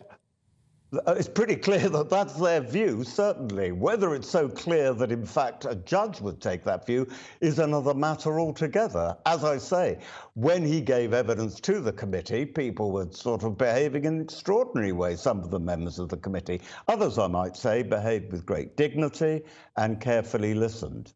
But I think what a lot of people would say is that maybe there's a little bit of politics in all this. And it was certainly a pretty vindictive conclusion that they came to ban him for 90 days, had he not decided to jump before he was pushed. And yes, frankly, but if he'd read... Sorry, go on. I was going to say, within that, and I know it's difficult for those of us not within Parliament to understand, but you've been there a long time. You know the rules and regulations and what he's seen. The idea that he leaked elements of the report, which he did on Friday in his response, I mean, that is a huge contempt of Parliament. Now, that, in terms of how Westminster works, that's hugely important, isn't it? Well, I don't know if he was a member of Parliament at that stage. I think he'd already resigned. So I guess he felt, well, look, I've got the copy, I can leak it. I'm not a member of Parliament anymore. I think that actually is a small detail. I mean, the real detail is what the actual committee was addressing, namely the perceived contempt of Parliament by misleading Parliament. However, what is generally the remit of a Privileges Committee is whether someone deliberately set out to mislead Parliament. And I believe that he actually did believe that the advice he'd been getting from the civil servants was that everything that was done at number 10 Downing Street was legal. And one of the reasons why I believe that is many, many, many more fixed penalty notices, over 100, went to the civil servants at number 10 Downing Street at the time, including the ones who were giving the legal advice that actually, you know what? Because it was a work environment and a closed environment, it was legal. Now, we know that it turns out that that advice was wrong. But when he then went to Parliament and said that he was doing everything within the rules, I believe he clearly thought that that was correct. And he wasn't deliberately misleading Parliament at the time. If we were talking about someone we didn't know, a lot of people would say you make a very... Even people who aren't pro-Boris Johnson would say, well, you make an interesting argument, Sir Michael Fabricant. However, this is a man who we know has got a relaxed relationship with the truth. That's problematic, isn't it? I love that. By the way, can I give a blanket instruction to GB News to just You can say Michael Fabricant or Michael. You don't have to keep saying sir, but I appreciate it. Now, as far as Boris is concerned, what I would say is that he's a big ideas man. He's not a details man. And, you know, in prime ministers are not meant to be managing directors of an organization. They're meant to be the sort of chairman of the organization with people advising him. So, yes, I think that would be my answer to the point that you make, Stephen. Michael Fabricant, good to see. Can I just say, Michael Fabricant, that if I was Sir Stephen Dixon, I would insist everyone called me Sir Stephen 24/7, even my husband. I just absolutely would. There you go. But really good to see. Well, can I just tell you that I was asked, actually, by the people who operate the TV screens at the House of Commons whether they want my name changed to Sir Michael Fabricant on the screen. And I thought to myself, you know what, I don't call myself Mr. Michael Fabricant because it's actually too long for the ruddy screen. So I said, just keep it as it is, Michael Fabricant. People you see know that's more humble than I could be, let me tell you. Really good to see you. Thanks very much indeed. Now, Humza Yousaf has faced Douglas Ross at the first FMQs since Nicola Sturgeon's arrest. The First Minister told his MSPs that they should back Nicola Sturgeon or quit the party following her arrest by police investigating the party's finances. Now, according to The Times, Mr Yousaf said anyone who did not support his decision was damaging the cause of independence. Let's, I think, head to Glasgow and talk to former SNP Glasgow City Councillor Austin Sheridan. Good to see you. What do you make of this instruction from the top? Yeah, well, the instruction from the top is that our MSPs should be focused on independence. I would personally extend this instruction to our MPs at Westminster as well. And what Humza Yousaf has said is that if you cannot support what the SNP banner represents, if you can't be a united front, which the party should be, then they should certainly consider whether the SNP is the political party that they should be a member of. I mean, I make no qualms about it. There's been some parliamentarians that I feel have overstepped the mark. I've made that pretty clear on social media. And I really do wonder, if their actions are helping the cause of independence. And that is the main goal of the SNP, and that is what every single elected member, no matter what level of government you're elected to, should be focused on. You can imagine the reaction of the SNP if this was, for example, happening in the Conservative Party. There'd be outrage, wouldn't there? There'd be absolute outrage that someone wasn't being suspended from the party, or the fact that the PM was sending flowers to whoever it was. I mean, you've got to look at this very carefully, surely. I believe that any political party and any leadership of a political party would expect discipline within their parliamentary groups. At the end of the day, no one has been charged with anything. I believe that unless someone has been charged, then of course innocence should be presumed, and that is something that not only should be entitled to on a moral basis, it's something they're entitled to legally as well. So to suspend someone with no basis, I don't believe would be correct. I believe that if charges were then brought, then that would be the appropriate time to bring about a suspension. It's interesting, though, that such a threat has been made. Don't you think? The idea of from the First Minister, back me or sack yourself. I mean, considering that there is rumblings of unhappiness within the party, as you know, it seems a tough line to take and one that might backfire. But at the end of the day, we've not long had a leadership election. Humza Yousaf was elected as leader of the party, and every single party member who had signed up to the SNP before the resignation of Nicola Sturgeon were able to participate in that leadership election.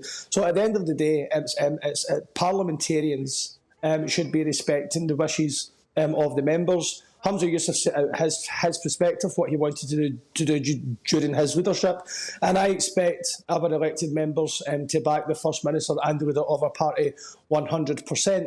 And the reason being is because a united party is what will deliver independence. I believe there have been some parliamentarians who have stepped out of line, and I believe that the party should be looking to maybe deal with them in the short term. But in the longer term, I would certainly reach out to ordinary SNP members and really question whether these are the kind of parliamentarians we want to represent our party beyond 2024 general election. And it'll be up to the party members to decide whether they've conducted themselves in an appropriate manner that would be befitting of an SNP representative. OK. Austin Sheridan, good to talk to you this afternoon. Thanks very much indeed. This is GB News Live. Coming up, we're going to be in Coventry after a mother and stepfather were jailed for the killing of their 9-year-old son. More details ahead. Like all families, we have arguments every now and then, but actually we agree on what the mission of GB News is, and that's the most fundamentally important thing. GB News provides the kind of platform that lets all voices be heard. We don't hold back. We're free to say what we really think. Just because some people who live in a tiny little Westminster bubble think that their particular story is important, that's not the most important story for me. And often they will be difficult stories, stories that you won't find on the establishment media. Because what people think in the north of England may be very different to what they're thinking in the home counties. We're going to carry on telling the world what life is really like for households up and down the UK. We love to be in your car, in your kitchen as you're having your breakfast. Whatever you're doing, you are part of the show. If it matters to you, it matters to us. Britain's watching. Britain's watching. Britain's watching. We're proud to be GB News, The People's Channel. Britain's news channel. Join me, Patrick Christie's Monday to Friday, 3 till 6. We tackle the day's news agenda like you've never seen before. It's high tempo, high octane, the most controversial topics and the best guests. You will not be able to take your eyes and ears off it. I'm not afraid to ask the questions that you really want answered. 3 till 6 p.m, Monday to Friday on GB News, the People's Channel, Britain's news channel. Join me, Camilla Tominey, on Sunday mornings from 9:30, taking the politicians to task and breaking out of SW1 to see how their decisions are affecting you across the UK. Bursting the Westminster bubble every Sunday morning, only on GB News, the People's Channel. Britain's watching. Join us every night on GB News at 11 p.m. for Headliners, which is 3 top comedians going through the next day's news stories, which is exactly what you need, because when the establishment has gone crazy, you need some craziness to make sense of it. So join us 11 p.m. every night on GB News, the People's Channel, Britain's news channel. Hi, I'm Dan Wootton. You can watch me live on GB News Monday to Thursday from 9 p.m. And did you know that you can also watch and listen live on our website, gbnews.com. You'll always be up to date on the latest breaking news, as well as enjoying the best stories, opinions and shows. You can even join the debate under our live player as you're watching. So head straight to gbnews.com on TV, radio and online. GB News, Britain's news channel. So Jubes and Kerr, we tackle the issues of the day with real robust debate, both sides of the fence, battling it out with me in the middle with my forthright opinions and views. And often really interesting things happen because you start with a position and then by the end of the debate you find actually, well, I might not have thought about that one. What we need in this country is 2 new political parties. You should maybe think about doing a 2024 calendar. I'm Michelle Dewberry and I'm keeping you company right through until 7 o'clock this evening. GB News, the People's Channel, Britain's watching.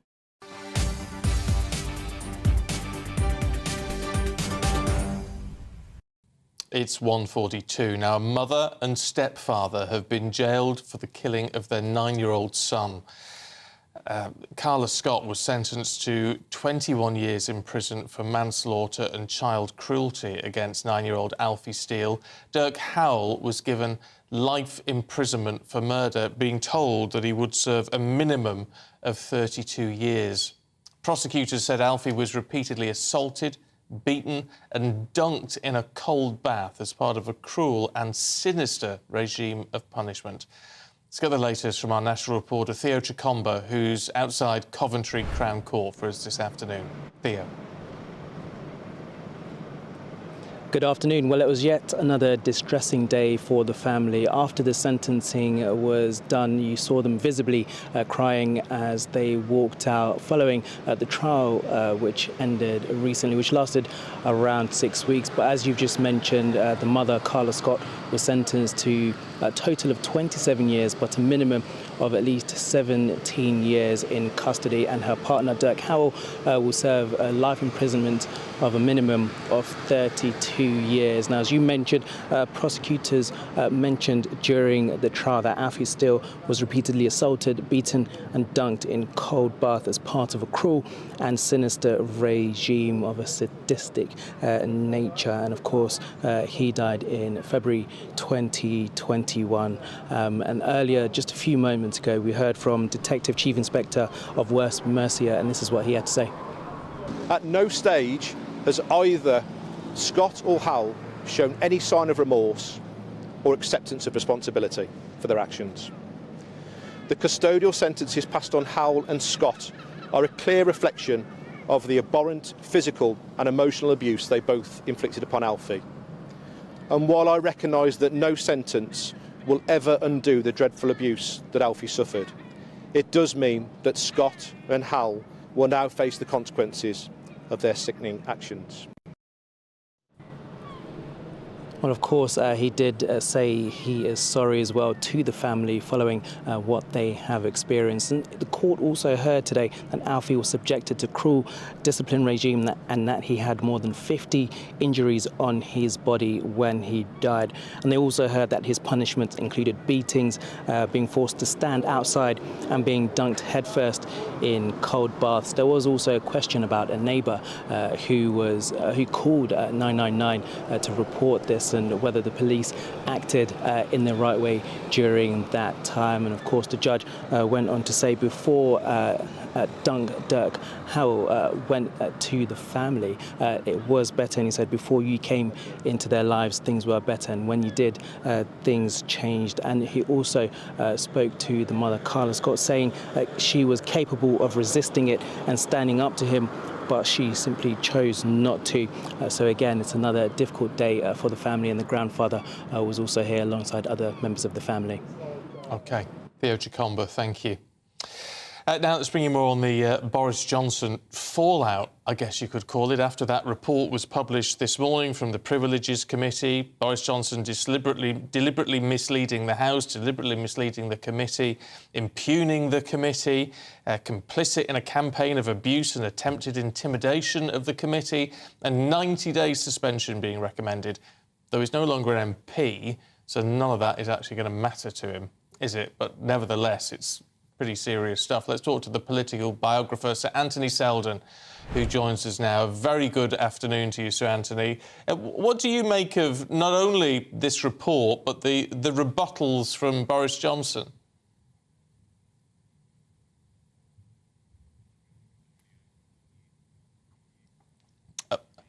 Apologies, Sir Anthony, we can't hear you at the moment. I think you may be on mute. Let's see if we can get that sorted out. But in the meantime, I mean, this is a damning, absolutely damning report. The idea of a 90-day suspension. Now, it's sort of nonsense in a sense because he's not an MP, but it's a symbol, isn't it? It's a sign of what they're trying to say by the fact it's the biggest sort of suspension they could have handed out. Anthony, I think we've got your sound sorted. What are your conclusions? Well, that it is dividing the country, isn't it? There are some people who think, like Boris Johnson, that this is all a confection made up, no doubt, by people who think that Remain was a good idea, that this is an anti-Brexit conspiracy, and that a good man is being brought down by this conspiracy to silence him. A problem with that thesis is that it's many of the people who are attacking him are Brexiteers and Conservatives, and it was the Conservatives themselves who abandoned him as Prime Minister, which is why he stopped being Prime Minister. So it's very divisive. It's also historically without precedent. Prime Ministers normally do try to follow procedure, which Boris Johnson had not done, and they do avoid criticising the institutions of democracy, recognising that democracy is fragile, and if an eminent figure like a Prime Minister or former Prime Minister attacks the organs of democracy, Parliament and its committees, then this is a serious step because it will only increase mistrust. Against that, the system has come through, and you now do have a Prime Minister who is, whatever people might think of him, he is very hardworking, very conscientious, and tries to follow the rules. And we also have a Labour leader who may or may not be Prime Minister by the end of next year, who is also very hardworking, who tries to follow the rules. So the system, if you like, has come through this so far, but it will be taking a dent to have such a one-time respected figure, still respected in the eyes of some people, and such an eminent figure as the Prime Minister attacking the very organs of democracy. I mean, it hasn't happened before. Isn't there an argument to be made that he had no choice? If he believes he is in the right, which he clearly does, that he had no choice but to attack that organ of democracy because he believes they're misrepresenting him. And to quote him, what they've done is what they've concluded is contradicted by the facts, and this is his only way of appeal, if you like.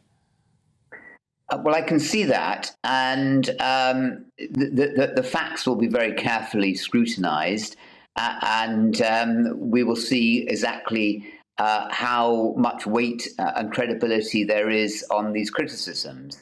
I think we do have to look with Boris Johnson at a track record.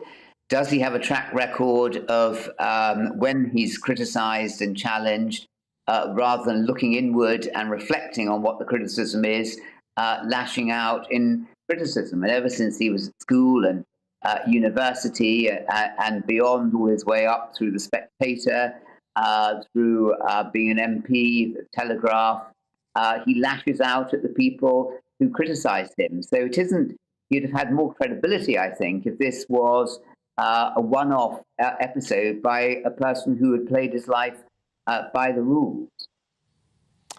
Is there an argument to say the committee, though, has been vindictive? I mean, a lot of people are surprised, and understandably so, at this 90-day suspension recommendation. Now, it's, as I say, it's a bit of an irrelevance in a sense, but clearly it's a very strong message. Well, it is a very strong message, and I haven't read the report, so I don't know whether it is being vindictive. What it shows is that the committee, which, as we keep hearing, is made up of a majority of Conservatives, think that his behaviour in repeatedly lying is worthy of that punishment. So would they have done it if they hadn't thought that? Are they being purely vindictive? I don't know. You have to say that this is going to be so fully scrutinised by everybody. It seems unlikely that they would be vindictive, knowing that this is going to be so closely looked at. But at the moment, it seems that people are less interested in what is the truth of the matter and more defending their champion, Boris Johnson, whatever the truth may be. I just hope that we can, that people can just calm down about it, and those people defending him can actually study it and see whether he is as white as some of them believe that he is white at the moment. OK, so Anthony Seldon, really good to talk to you. Thank you very much indeed. Ronald's been in touch. What a rotten and disgusting decision. The Corrupt Committee has lashed out at Boris. They should never have been MPs. That's as well as responding to people like Angela Rayner saying he should never have been Prime Minister. Jennifer says the only thing the Privileges Committee demonstrated was their own privilege used in an immoral way. Well, look, I think Anthony's right. It divides the country. If you've got a view, gbviews at gbnews.com, I should say, not .uk. Now, let's change tack a little bit because amidst everything that's going on, the sun is shining, so I'm told. Hay fever season, as a result, well and truly underway, and more of us are suffering from symptoms as the number of people seeking NHS advice about hay fever has tripled. So what can we all do? Let's talk to Dr. Tolu, who joins us now. Good to see you this afternoon. I mean, it's pretty serious if people are getting NHS advice on all of this. What are the key things we can do? So the key things you can do with hay fever is obviously take your antihistamines and take your medications. Because as you can imagine, hay fever is, increased pollen in the air which then causes you to have an allergic reaction, which then leads to, sneezing, runny nose, watery eyes, and kind of makes it a little bit difficult to breathe. See, a lot of us, I think, so I get a bit of hay fever and it's a bit uncomfortable, a bit of a runny nose, what have you. But for some people, it can be really nasty, can't it? Yes, for some people it can, they can have really bad effects. Everyone's different in terms of how their body reacts to the allergens in the air. Some people find it really hard to go to work, really hard to wake up in the morning, really hard to mobilise just because the allergies are so bad. Is it getting worse? And if so, do we know why? So, in terms of the pollen in the air, because obviously that's what causes hay fever. It's pollen in the air is a lot worse depending on the weather. So when it's sunnier, when it's a dry day, you can expect to have a lot more pollen in the air. But when it's cold, wet, then you get less pollen in the air. So these bright summer days that we are enjoying, unfortunately, it just means that there's a lot more pollen in the air. The symptoms can get a lot worse. I know it's a slightly tricky one. You sort of wonder if we're all rolling about in the grass as children a bit more often, would we gain some sort of immunity to this? Is there a sense we're almost becoming too protected, too clean as human beings, and we're not then developing these natural immunities to these everyday issues? I mean, even if you roll in the grass, when you were a kid, forever how long, you can still develop, hay fever. Unfortunately, it has to do a lot with your kind of environment and how your body reacts to these allergens. You can be someone who's didn't used to get hay fever, and then you wake up one day and you've got hay fever. There isn't a lot we can do about that, unfortunately. I mean, depending on how bad your hay fever is, you then might want to think about going to your GP if the symptoms can't be controlled. If you're taking your antihistamines, you're taking your nasal spray, you're taking your steroid spray, and that's not working, then we might start thinking about things like immunotherapy. OK. Dr. Tolu, good to see you. Thanks very much indeed. Yeah, immunotherapy might be a way forward. I don't know if it's a pleasant thing to do or not, but it might be a permanent fix to all of that if you're really suffering. Look, we've got much more coming up on Boris Johnson. This committee report is absolutely astounding, actually, in what it says. Mr. Johnson's denials and explanations so disingenuous they were by their very nature deliberate attempts to mislead the committee and the House. Is that true? Do you believe that? It's contradicted by the facts, says Boris Johnson. It is a deranged conclusion, patently absurd, rubbish, a lie, a dreadful day for democracy. Whose side do you fall on this? GB Views at gbnews.com. Coming up, we'll bring you more news on that, and that the suspect in the Nottingham attacks was a former student at the University of Nottingham.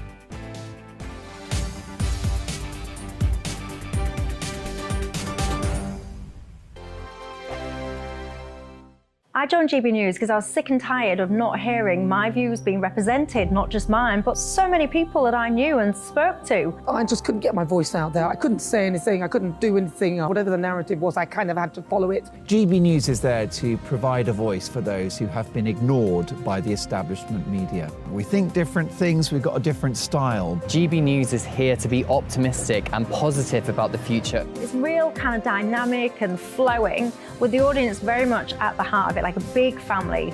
Here at GB News, we talk about the things that matter to you. Hearing the voices from right across our towns and cities, especially our towns. All sides of the argument represented with a heavy dose of opinion. We're on a mission here to make a difference. And the GB News family really is here for you, and whatever time of day you can watch or listen. Britain's watching. Britain's watching.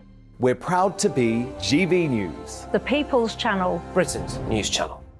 Monday to Thursday, 9 p.m. till 11 p.m. Join me, Dan Wootton. I'll bring you the sharpest takes and hottest debates. Do you not believe in prison? I don't believe in prison. I'm completely stunned. I guarantee you there'll be no spin, no bias, no censorship. I actually was personally quite offended by it.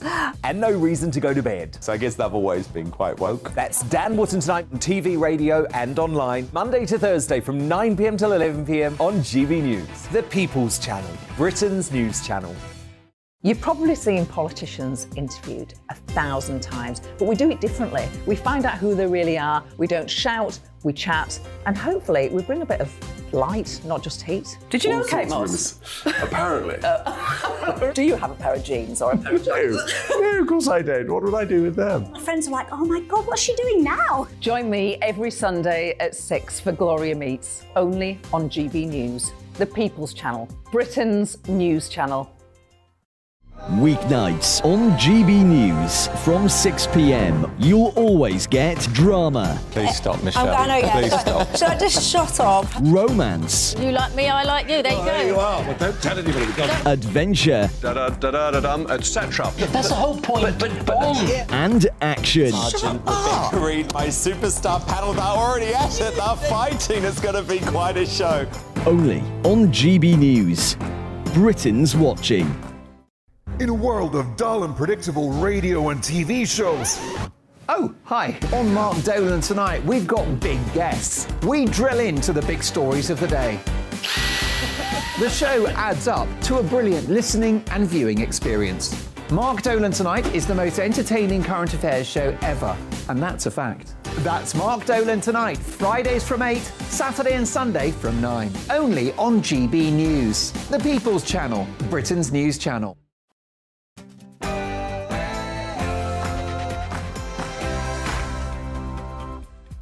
It's 2 o'clock. This is GB News Live. Coming up this hour, police have revealed the suspect in the Nottingham attacks was a former student at the University of Nottingham.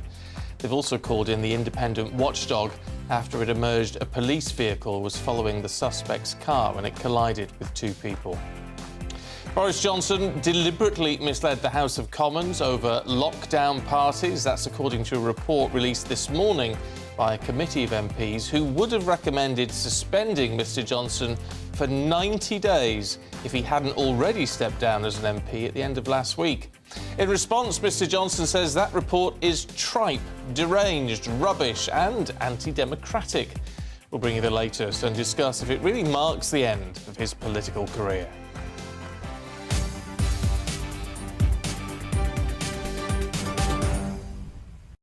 We're also paying our respects to the double Oscar-winning actress and former Labour MP Glenda Jackson, who's died at the age of 87 after a brief illness at her home in London.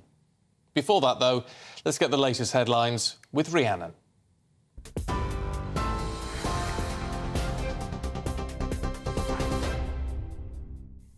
Stephen, thank you. Good afternoon. It's 1 minute past 2, your top stories from the GB newsroom. Boris Johnson has rejected the findings of the inquiry, which says he deliberately misled Parliament over Partygate.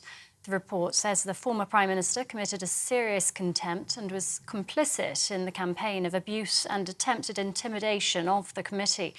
Mr Johnson described it as a deranged conclusion and accused the inquiry of hypocrisy. The former PM would have faced a recommended suspension of 90 days had he not quit as an MP. MPs will debate the Privileges Committee report into his conduct on Monday. Deputy Labour leader Angela Rayner says he should never have been Prime Minister. Well, I think the Privileges Committee is pretty damning. You know, it's serious. Boris Johnson is not only a lawbreaker but a liar. He's not fit for public office and he's disgraced himself and continues to act like a, pound-shot Trump in the way in which he tries to discredit anybody who criticises his actions when actually a decent public servant would have done the honourable thing, would have had a little bit of humility and would have apologised to the British public for what they put them through. Liberal Democrats Deputy Leader Daisy Cooper believes Boris Johnson's political career is over.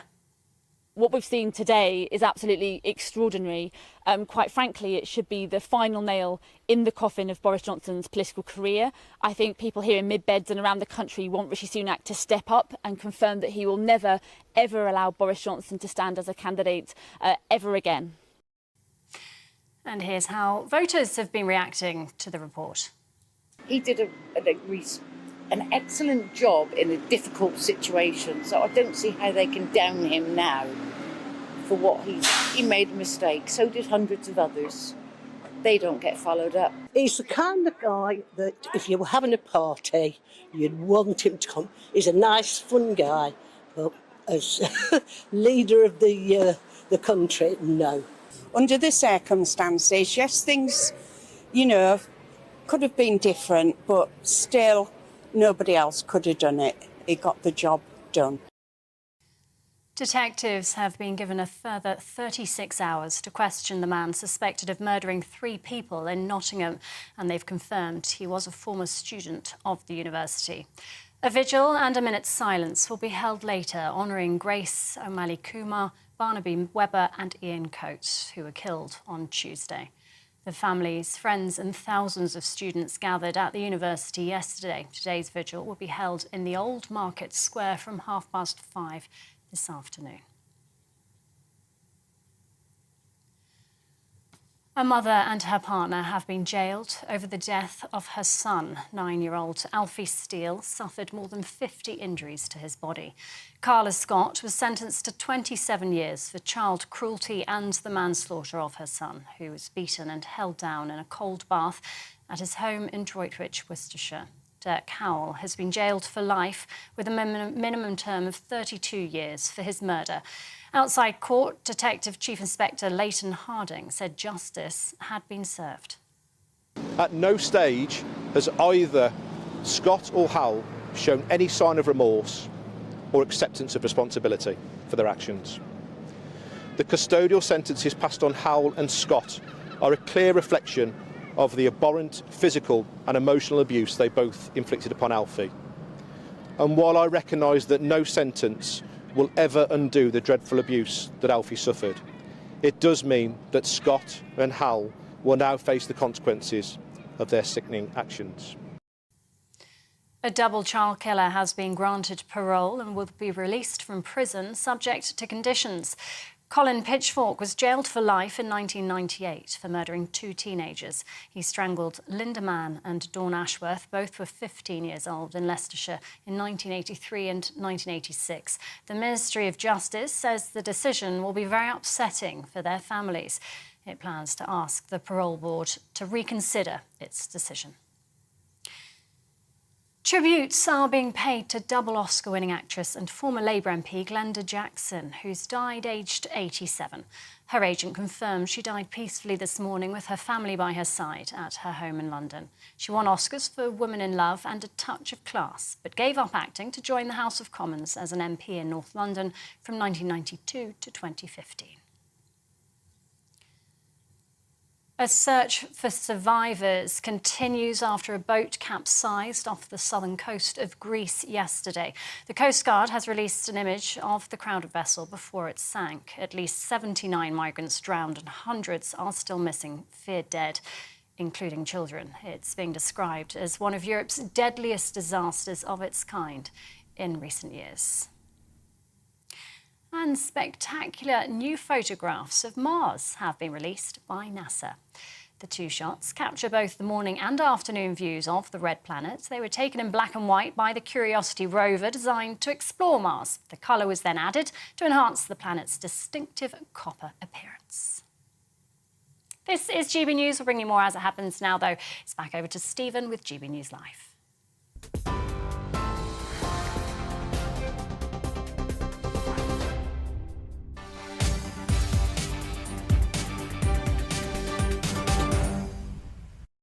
Rhiannon, thank you. Now, following the Nottingham attacks on Tuesday, police have revealed this afternoon that the prime suspect was a former student at the University of Nottingham.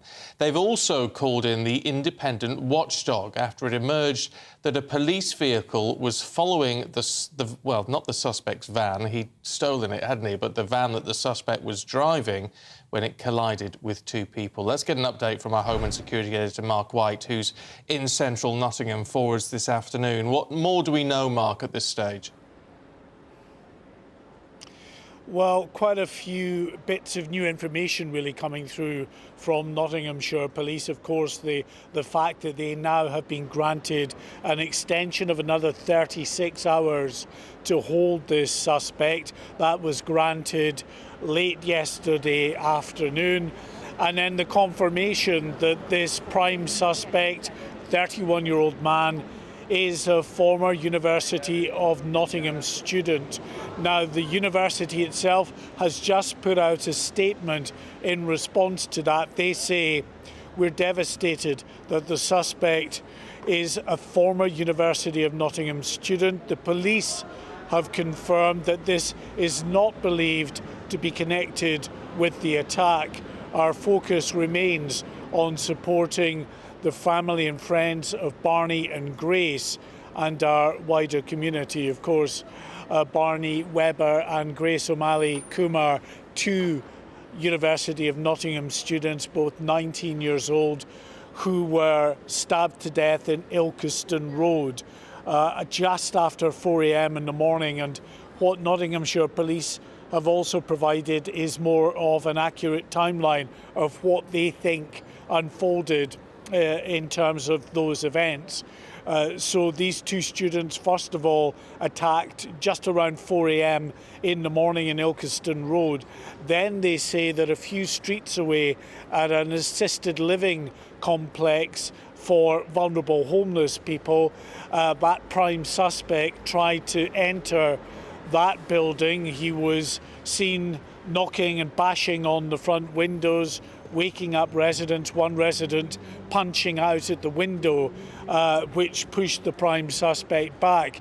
At that point, he was wearing all black clothing and then moved on, according to the police, to Magdala Road, again just a few streets away from this assisted living complex. In Magdala Road, he'd flagged down this white van being driven by Ian Coates, the school caretaker, 65-year-old, just months away from retiring, and he stabbed, according to the police, this man to death before then stealing that white van, driving down here. This is Milton Street, right in the heart of Nottingham city centre. At this point, according to the police, he ran over a man who was waiting at a bus stop just near where I am at the moment. Now, that man, that victim, was described as critically injured. Today there's been an update from the police on his condition. They're now describing him as in a serious condition in hospital. So some good news that he appears to be improving and is off the critical list. Some other new information, and that is that the other two people who were struck by this van were in a nearby street to this street, so not in this street itself, but the police saying that they have referred that incident to the Independent Office for Police Conduct, the police watchdog. And that's because a police vehicle, a marked police vehicle, was following that van that had been stolen from Ian Coates and was being driven, according to the police, by the prime suspect at the time. Of course, after it struck those two members of the public, who were thankfully less seriously injured, it then was stopped a few hundred yards further up the road by the police, who tasered the man who was driving the van, and he's now, of course, in police custody.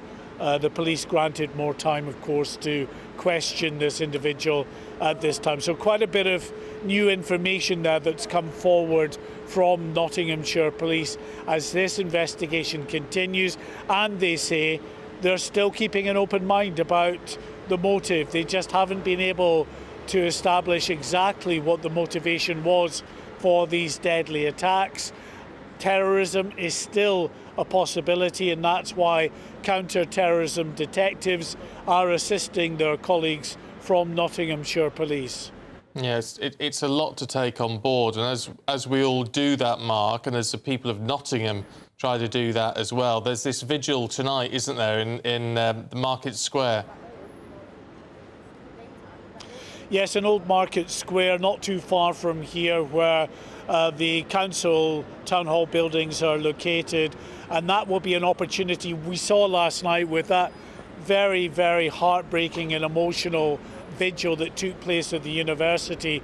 Of course, that was focused, as we would understand, on those two young students, Barney and Grace, celebrating their life, expressing the terrible shock at the sequence of events, and of course that absolutely heart-wrenching tribute paid by the fathers of both Grace and of Barney during that vigil itself. Today, this evening at 5:30, it will be an opportunity to reflect on the wider loss, and of course the loss of Ian Coates, that 65-year-old well-loved school caretaker, just a few months from retirement, an avid football fan, loved of course by his family, who've paid their own tribute to the father that they loved as well. And not just of course to Ian Coates and the two students, Barney and Grace, but to those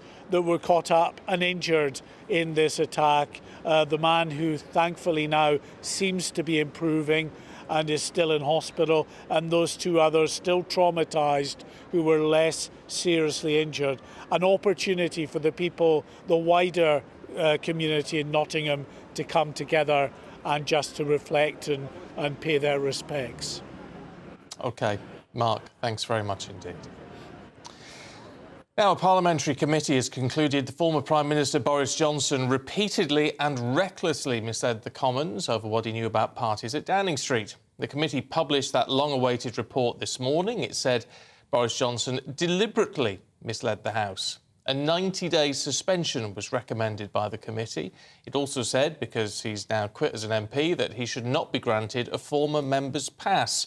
It found a deliberate attack on democratic institutions. It also found Mr Johnson had a conveniently flexible interpretation of the rules on gatherings. Well, Boris Johnson has called it tripe and deranged. Let's talk to Lib Dem MP for Edinburgh West, Christine Jardine, who joins us now.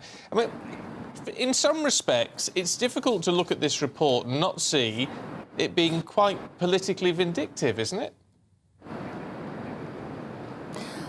It's not politically vindictive in any way, shape or form. The majority of the committee were Conservative MPs, and they were faced with a position where they had a former Prime Minister who lied, repeatedly misled Parliament, and they were left with no option but to go for a very serious sanction. And all of this that Boris is claiming it's, you know, tripe and kangaroo courts, that's his inability to accept responsibility for the fact that this is all down to him, and the fact that he didn't respect Parliament, he didn't respect people who were suffering, who were bereaved and, you know, not able to share the last moments with their loved ones. He was partying, he thought it was one rule for everybody else and a different one for him, and he's nobody to blame for what's happened but himself. But how are we meant to view this as not being political when the SNP member of this committee, because people are making comparisons with the Margaret Ferrier case, she was given a 30-day suspension. That particular member recommended or wanted less than 10 for Margaret Ferrier, for a member of his own party. For this one, he wanted to go even further and have an expulsion. I mean, that doesn't quite add up, does it? That's irrelevant. What we have is a report which should be the final nail in Boris Johnson's political career.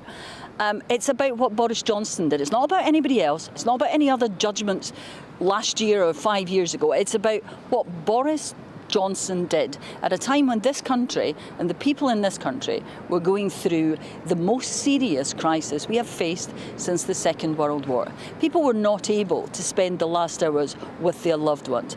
People were cancelling weddings. Funerals were held in private. And yet, Boris Johnson allowed a party in Downing Street. We know from the report that he had, as it puts, a loose interpretation of the rules and the guidance. And the evidence is all there. This is only about what Boris Johnson did. And what he did was in danger of undermining our democratic institutions, because democracy depends on trust. And if you cannot trust the person who is Prime Minister at the time, who can you? And we couldn't. But if this is all based on evidence, then why then has the committee considered some things a breach of the rules that the police found were not to be?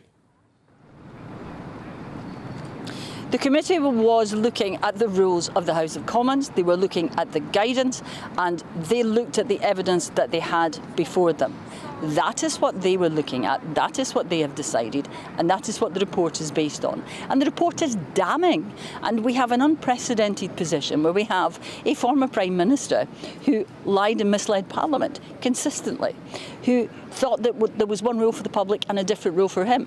And that's not good enough. And what we need to see now is that Rishi Sunak takes action to ensure that he doesn't get the more than £100,000 a year which former Prime Ministers normally receive in response to the service, because Boris Johnson let us all down. He let my constituents down at a crucial time. And I think that is what we have to remember in this. And that is what the committee was looking at, his behaviour at a vital time for the country when he was the person we were depending on leading us through it.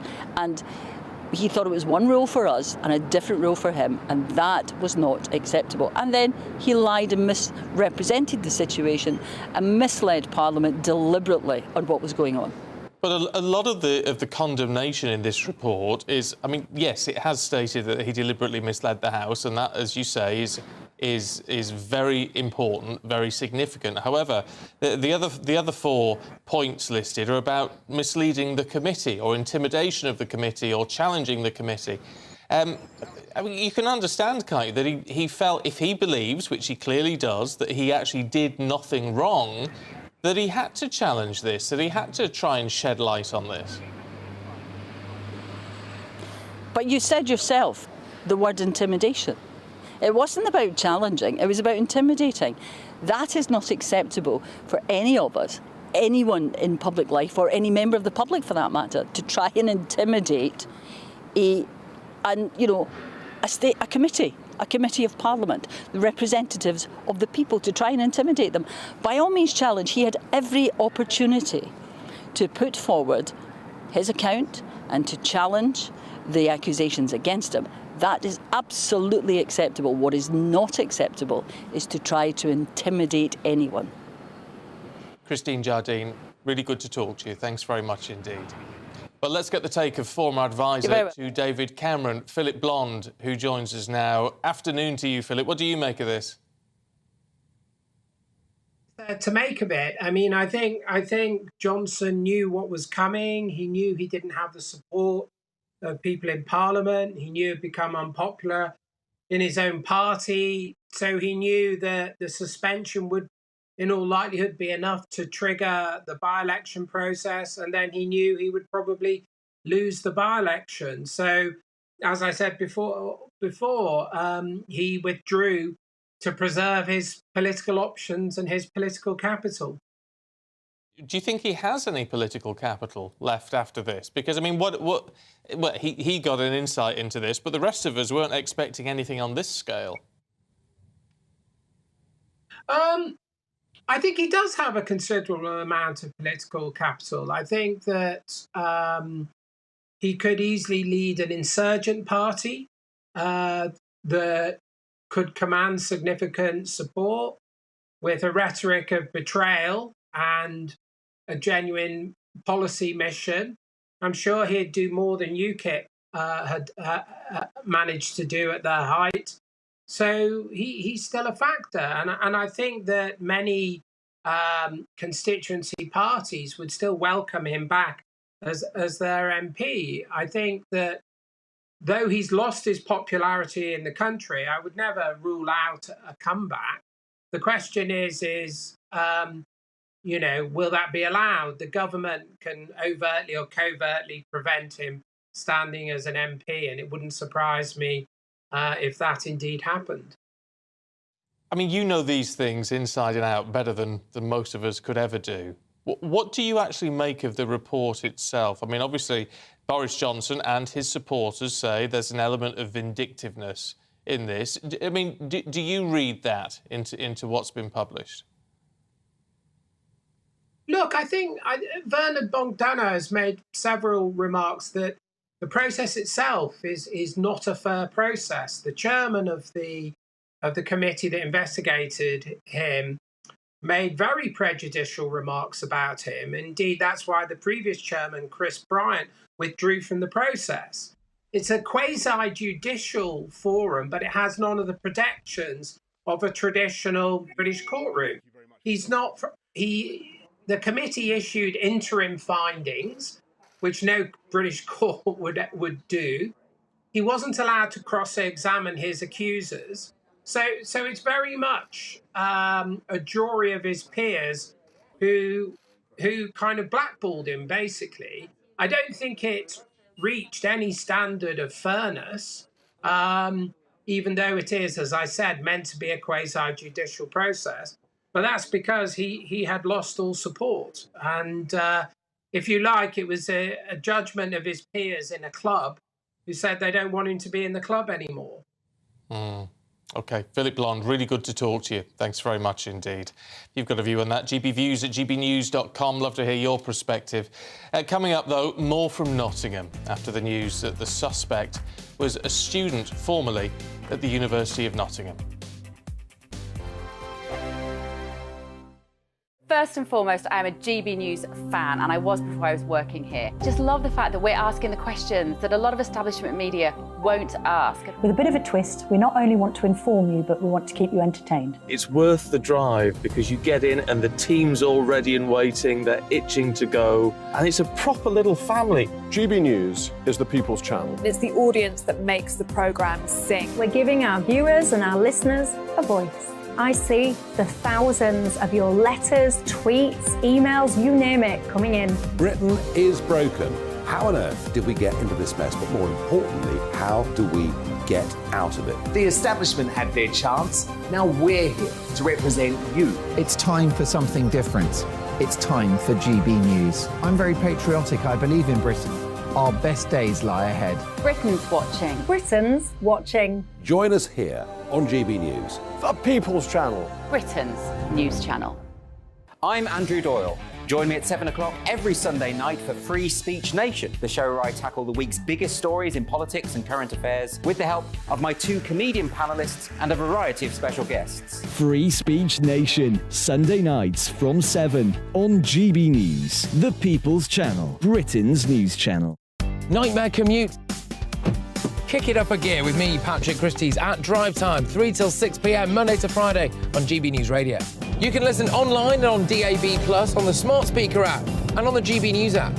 And if you've got an Alexa, all you have to say is, Alexa, play GB News. We're also on TuneIn and the Radio Player apps. From the school run to rush hour, get revved up with me, Patrick Christie's, on GB News and GB News Radio.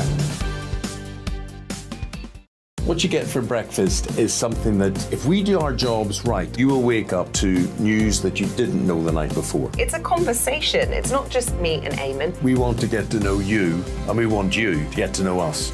From 6, it's Breakfast with Eamon and Isabel. Monday to Thursdays on GB News, Britain's news channel.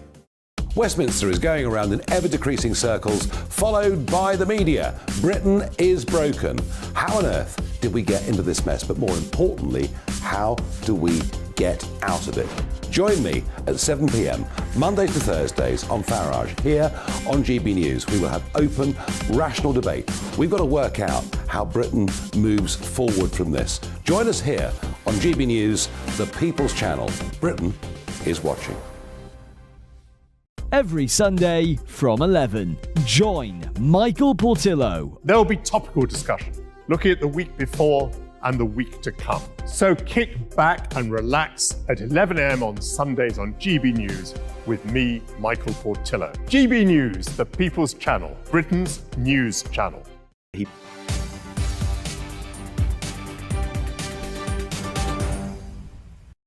It is 2:27. Let's bring you more now on Boris Johnson. That report from the Privileges Committee, absolutely damning. But of course, as you would expect, he's also issued his response, which is absolutely furious. Let's get the take of Tom Harwood, our Deputy Political Editor. What do you reckon, Tom? Well, it's quite clear that there is no love lost between the members of the Privileges Committee and Boris Johnson. This committee and Boris Johnson have been sort of... the gap between them has been widening and widening, and the animosity has been growing and growing until we get to this point of a 90-day recommended suspension, which is far beyond anything that people would have expected only a few weeks ago. There was much discussion, would it reach the 10-day threshold in terms terms of triggering the conditions for a recall petition. Well, this is 9 times more than that, and it's quite extraordinary.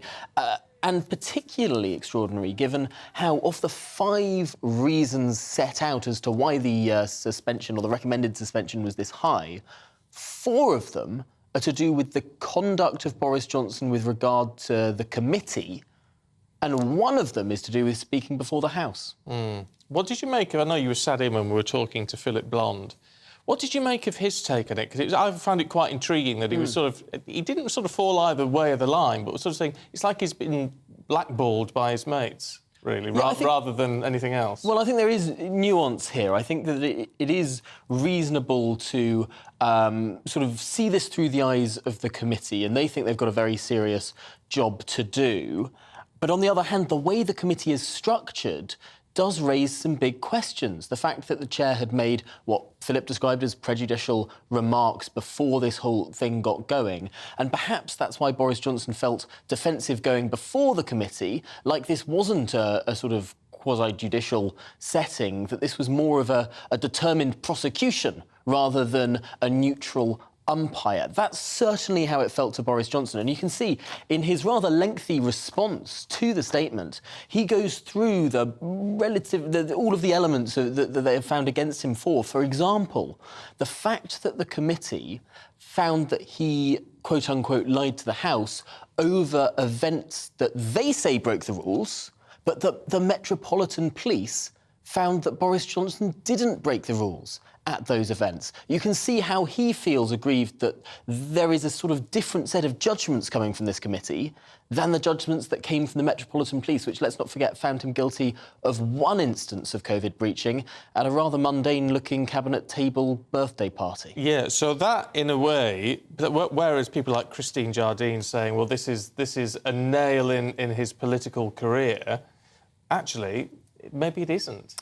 Well, this depends how this is interpreted by the public, because it's all very well and good looking over the detail of this, looking over the fact that Boris Johnson has exactly the same number of fixed penalty notices via COVID as the current Prime Minister, Rishi Sunak, indeed precisely for the same event. But that's not the impression that's given to the public. And I think that this is where Christine Jardine has a very astute point, which is the impression given by all of this. The fact that there have been multiple investigations, a police investigation, Sue Gray investigation, Privileges Committee investigation.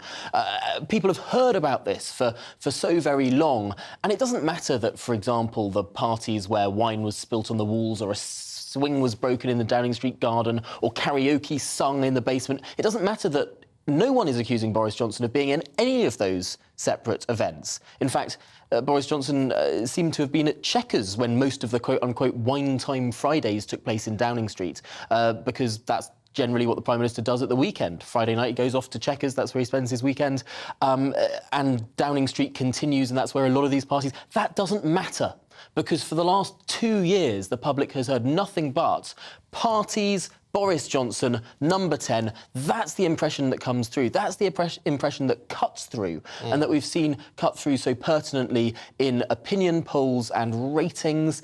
And probably it's why Boris Johnson determined that if he were to be facing a recall petition in the context of this story, that would be at the forefront of voters' minds when they went to vote. That's why it would be a very challenging recall by-election for him to fight. OK. Tom, thanks very much indeed, and I bet you've got a view on that.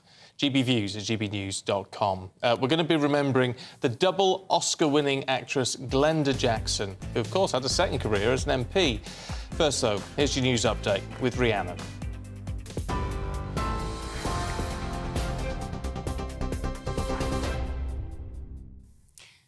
Thank you, Steve. Good afternoon. It's 2:32. Your top stories from the GB newsroom. Boris Johnson has rejected the findings of the inquiry, which says he deliberately misled Parliament over Partygate. The report says the former Prime Minister committed a serious contempt and was complicit in the campaign of abuse and attempted intimidation of the committee. Mr Johnson describes it as a deranged conclusion and accused the inquiry of hypocrisy. The former PM would have faced a recommended suspension of 90 days had he not quit as an MP.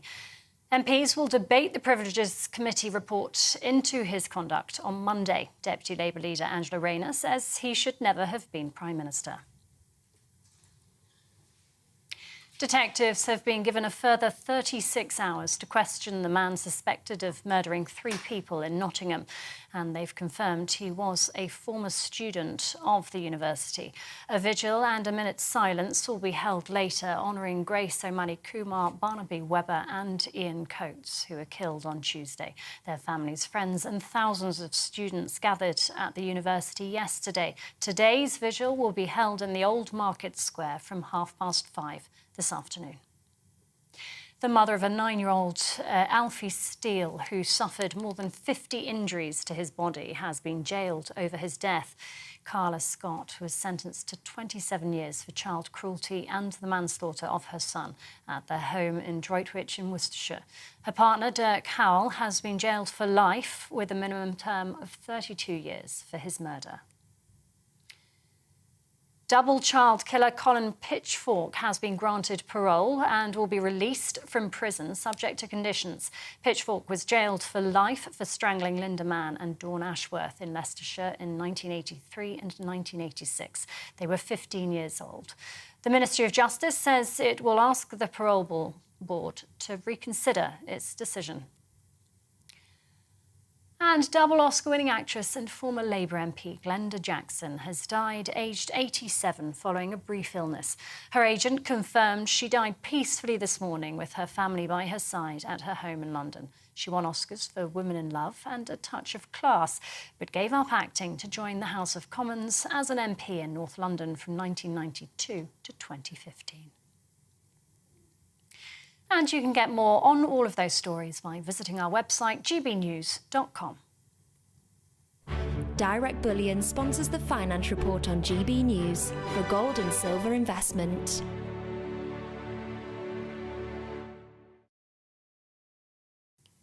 Here's a quick snapshot of today's markets. The pound will buy you $1.2659 and €1.1690 euros. The price of gold is £1,524.79 per ounce, and the FTSE 100's at 7,611 points.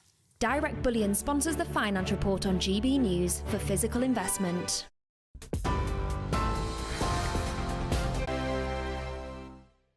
Like all families, we have arguments every now and then, but actually we agree on what the mission of GB News is, and that's the most fundamentally important thing. GB News provides the kind of platform that lets all voices be heard. We don't hold back. We're free to say what we really think. Just because some people who live in a tiny little Westminster bubble think that their particular story is important, that's not the most important story for me. And often they will be difficult stories that you won't find on the establishment media. Because what people think in the north of England may be very different to what they're thinking in their home counties. We're going to carry on telling the world what life is really like for households up and down the UK. We love to be in your car, in your kitchen as you're having your breakfast. Whatever you're doing, you are part of the show.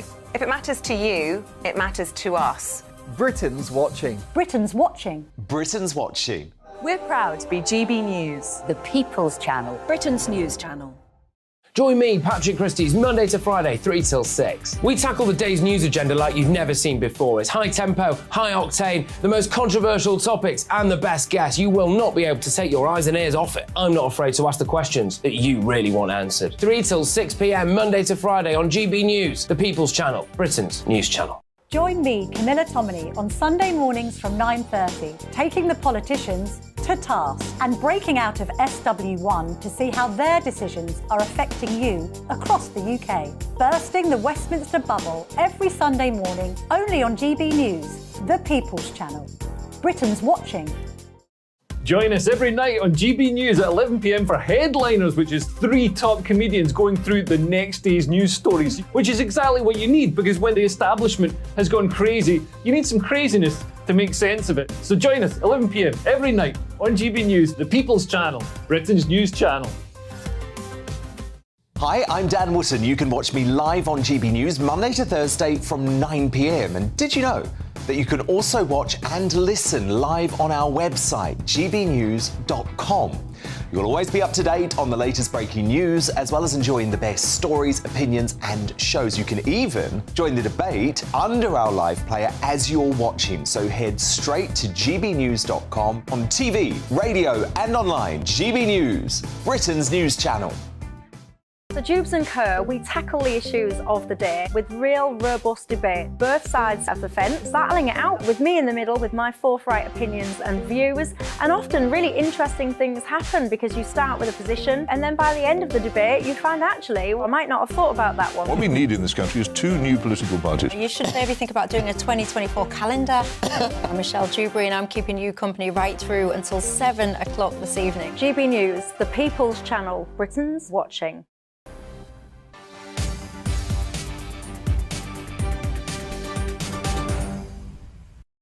Now, Humza Yousaf, Scotland's First Minister, has faced Douglas Ross, the leader of the Scottish Conservatives, at the first FMQs since Nicola Sturgeon was arrested. Now, the First Minister told his MSPs, apparently, that they should back Nicola Sturgeon or quit the party, following her arrest by police investigating the party's finances. According to The Times, Mr Yousaf said anyone who didn't support his decision, that is, not to remove the whip from her, and of course she was sent a bunch of flowers and all the rest of it, but anyone who didn't support that decision was damaging the cause of independence. Let's talk to our political reporter, Catherine Forster, who's here. I can't help but smile, Catherine, because when we were chatting earlier on, we were expecting FMQs to be on fire, and it was possibly the dullest thing you could hope to watch. They were very calm. It's an entirely different feel to Prime Minister's questions where everybody's shouting and jeering and across from each other. They started talking about the A9. They moved on to rural schools, animal welfare, the environment, all important issues, but no mention whatsoever of Nicola Sturgeon, who, of course, was spectacularly arrested on Sunday, questioned for 7 hours and released without charge. And this is, of course, part of a 2-year police investigation into £666,000 that was earmarked for a second Scottish independence referendum that obviously hasn't happened, and where this money has gone.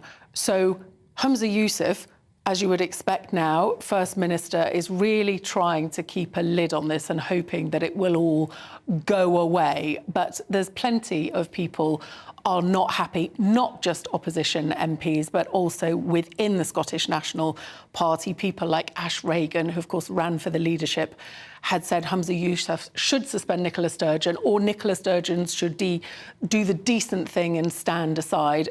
Nicola Sturgeon's made it clear she's got no intention of doing that. She's adamant she's done nothing wrong. The problem is, of course, that when she was First Minister, she suspended quite a lot of people for a lot less. So some claims of double standards, certainly. I mean, she could certainly withdraw herself from the party, couldn't she, even if only temporarily? I mean, that happened in cases where MPs were, a few years ago, were accused of crimes and were later found innocent in Westminster, and they stood back from the party and then rejoined once they were cleared. Indeed, and when former First Minister Alex Salmond was accused of various sexual assaults, important to say he ultimately was acquitted and cleared, he did stand down temporarily because he felt that the focus was damaging. Now, he's come out and said that, you know, he thinks it's fair enough that Humza Yousaf doesn't suspend her, but also pointing out that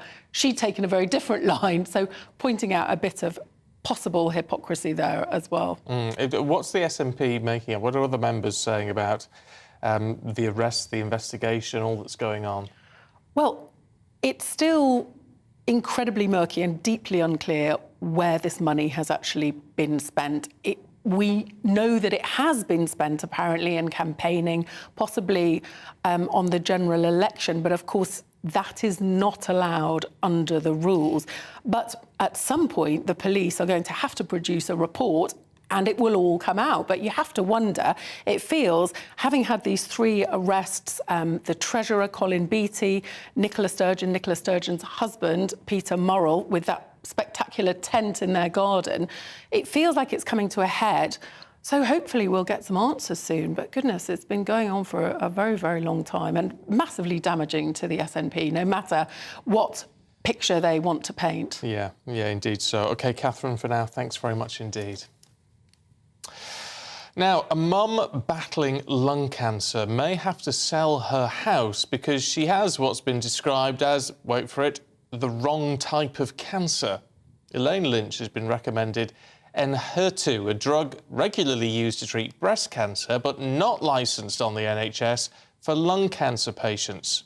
Lisa Hartle has the story. When mum of two, Elaine Lynch, was diagnosed with lung cancer in 2021, she had no idea she'd not just have to fight the disease, but also for the drug that could give her more time. I want to live as long as I can to make memories with my family and my children. And if this drug is the thing that's going to give me that, then obviously that's what we need to get. Elaine was told a drug called Enhertu is needed to target her cancer mutation known as HER2. In the UK, it's licensed for treating this type of breast cancer, but not when it develops in the lung. When she was told she could not receive the drug on the NHS, her doctor approached the pharmaceutical company to ask for it on compassionate grounds. They were told no. But the drug is available to buy, so that's what Elaine is trying to do. £9,000 every 3 weeks. We're fighting the cancer, which is bad enough, but then we've also got all this added stress about trying to find the money to pay for the treatment. It's actually took over our life. Yeah. The fighting of the NHS to get this drug through the NHS has took over our lives. Elaine's children have started a GoFundMe page to try and raise money for her treatment and started a petition calling for change. In the US, it has been approved for lung cancer patients. Yeah, so I have an example of a patient who is in her 80s and then has been able to go on this drug for almost a year now. She feels very well every day. It shrank her tumors to almost undetectable. It doesn't work for every patient, but for those who does, it's really a fantastic treatment. Julie Woodington has the same lung cancer and has been told Enhertu is the treatment she needs, but the mum of two can't afford it. You know, I'm on borrowed time now. And I got a family, so they're driving everything I do. And I just want the best chance, you know. If there's a drug out there that could possibly give me more time, I just want to try it. The pharmaceutical company Daiichi Sankyo said they don't offer this drug on compassionate grounds. A spokesman for Daiichi Sankyo UK said, "Our thoughts are with the patient and their family. We appreciate the significant impact this devastating condition has on the lives of individuals living with cancer, as well as their families and loved ones. We are working diligently to try to bring this medicine to as many appropriate people as possible. We are going through the appropriate regulatory channels in order to obtain a UK licence. We are unable to speculate on the timelines or outcome of our applications. However, we are committed to working closely with the regulatory authorities to support the process." I guess people that make these decisions, like the big drug companies, they're kind of so far removed from it that they sort of forget that there's people's lives they're playing with. You never think it's going to happen to you, do you? You kind of know it could, but you never think it is going to happen to you. And you just got to try and live your life, but it's hard. It's really hard, especially as, you know, there could be something out there that could help me and I can't get it. Lisa Hartle, GB News. Heartbreaking, isn't it? Absolutely heartbreaking. Now, to change tack somewhat, today is Premier League fixture release day, where the top 20 teams in the English Football League find out who they will play over the course of the next season, starting this August. Now, following Man City's treble success, Newcastle shaking up the top 4 spots and Burnley, Sheffield United, Luton FC joining the top division, how have Premier League sides reacted to their future lists for the upcoming season? Let's talk to senior sports reporter at CBS, Ben Jacobs. Hi, Ben. Good to see you this afternoon. What do you make of what we've seen then? Some really interesting fixtures, and I can run you through some of the highlights. I think the big talking point is on the opening weekend, and the champions Manchester City will be kicking off the Premier League season, and that's a Friday game on the 11th of August, and they'll travel to newly promoted Burnley.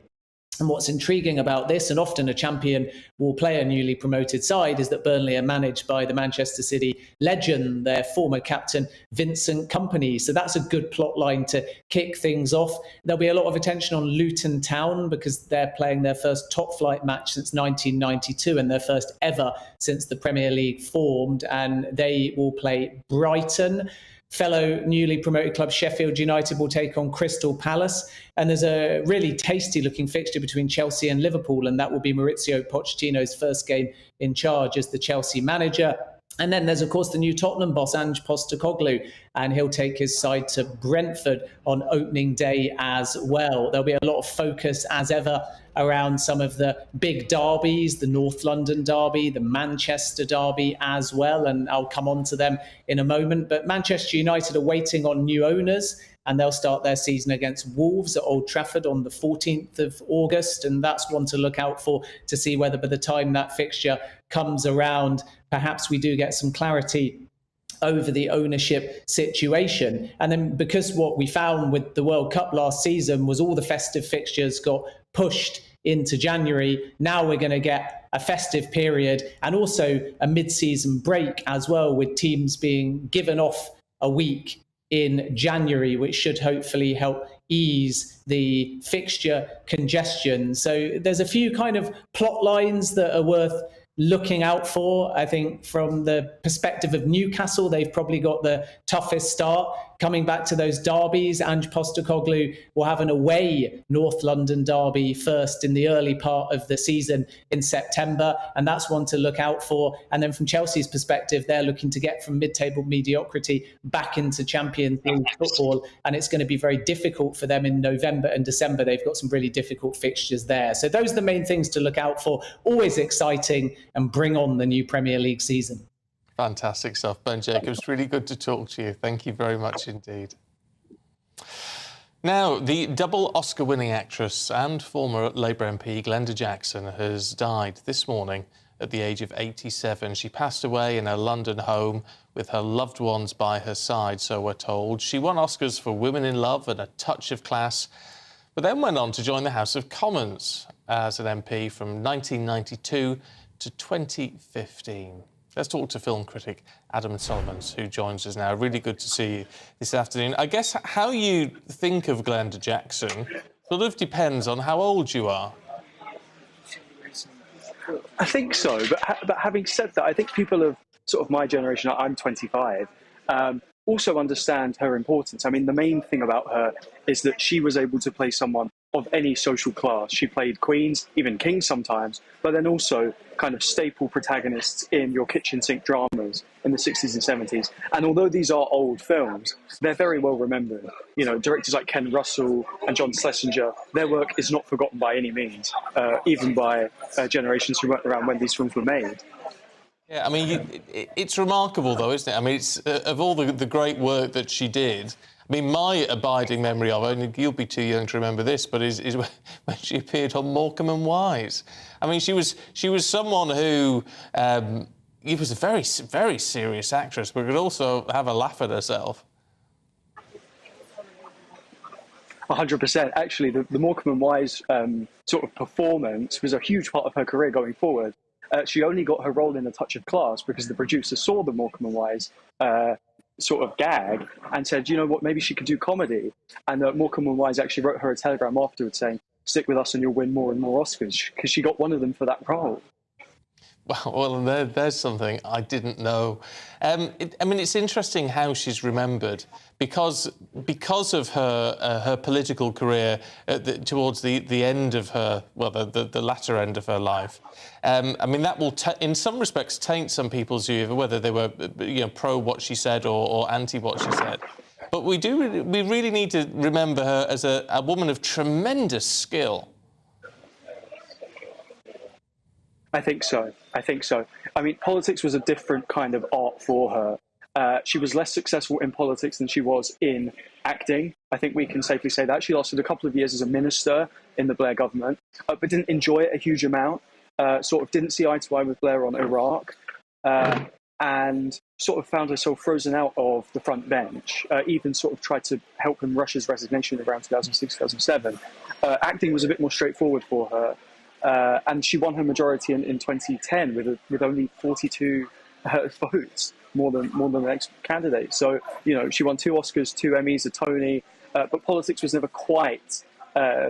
She never got the same glory there. Well, why do you think she was someone who, I mean, to win the awards that she won, you've got to have something. It's not just about the roles you're given, is it? It's about a real something special you can add to those roles. What is it that you think she had?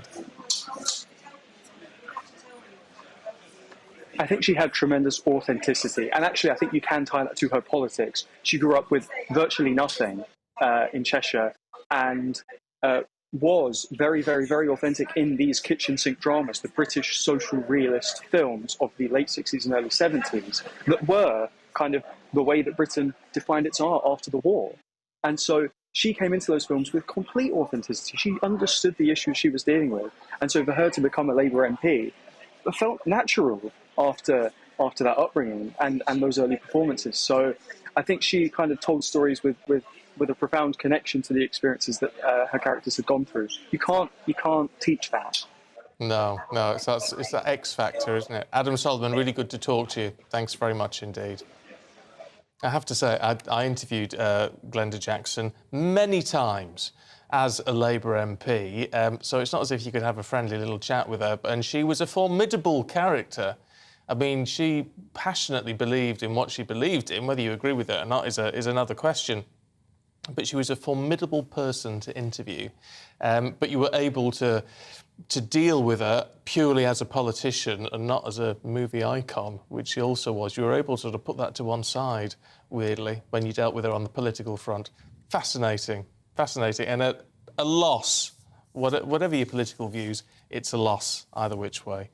That is it from me. I'm back tomorrow morning, 6 o'clock, so I hope you'll join me for breakfast. But up next, it's Patrick Christie's. Afternoon, I'm Alex Deakin. This is your latest weather update from the Met Office for GB News. Friday, another sunny one for most, and pretty warm again as well, but an increasing chance of seeing some thunderstorms, particularly come the afternoon and evening. 1 or 2 rumbling away this evening over the Republic of Ireland, glancing into the west of Northern Ireland, but tending to fade through this evening. Most will have a dry night and a clear night as well. Temperatures dropping away across the north and the east, well down into single figures across parts of Scotland, but further south and west are really warm and humid nights, and that humidity is going to be a feature of the weather over the next few days and becoming increasingly widespread, as will the showers. Now, initially, maybe just 1 or 2 in the morning over the southwest of England, but certainly by late morning into the afternoon, a risk of showers and thunderstorms for Northern Ireland and then into parts of Wales. So it's here and perhaps even southwest Scotland where we could catch a downpour. For the vast majority, it is simply another sunny and very warm day with temperatures in the mid or even high 20s. Could be a little cooler around some coasts, but quite a warm and humid feel, and that humidity sparking further thundery storms over Northern Ireland, Wales, and just starting to edge more into central and western parts of England, along with southwest Scotland by the time we get to Saturday. So Saturday overall a cloudier day, yes, still many places with hazy sunshine, but an increasing chance of seeing some showers across the southeast, Wales, Northern Ireland, and at times maybe over northern and southwest England. Hit and miss still, not everywhere will catch them, but they could be pretty intense. Many central and eastern parts of England and most of Scotland will again stay dry, sunny and very warm, with temperatures particularly over parts of northern Scotland in the mid to high 20s. Sunday, very warm and humid once more, with more hazy sunshine, but the thundery showers are going to become even more widespread. Goodbye.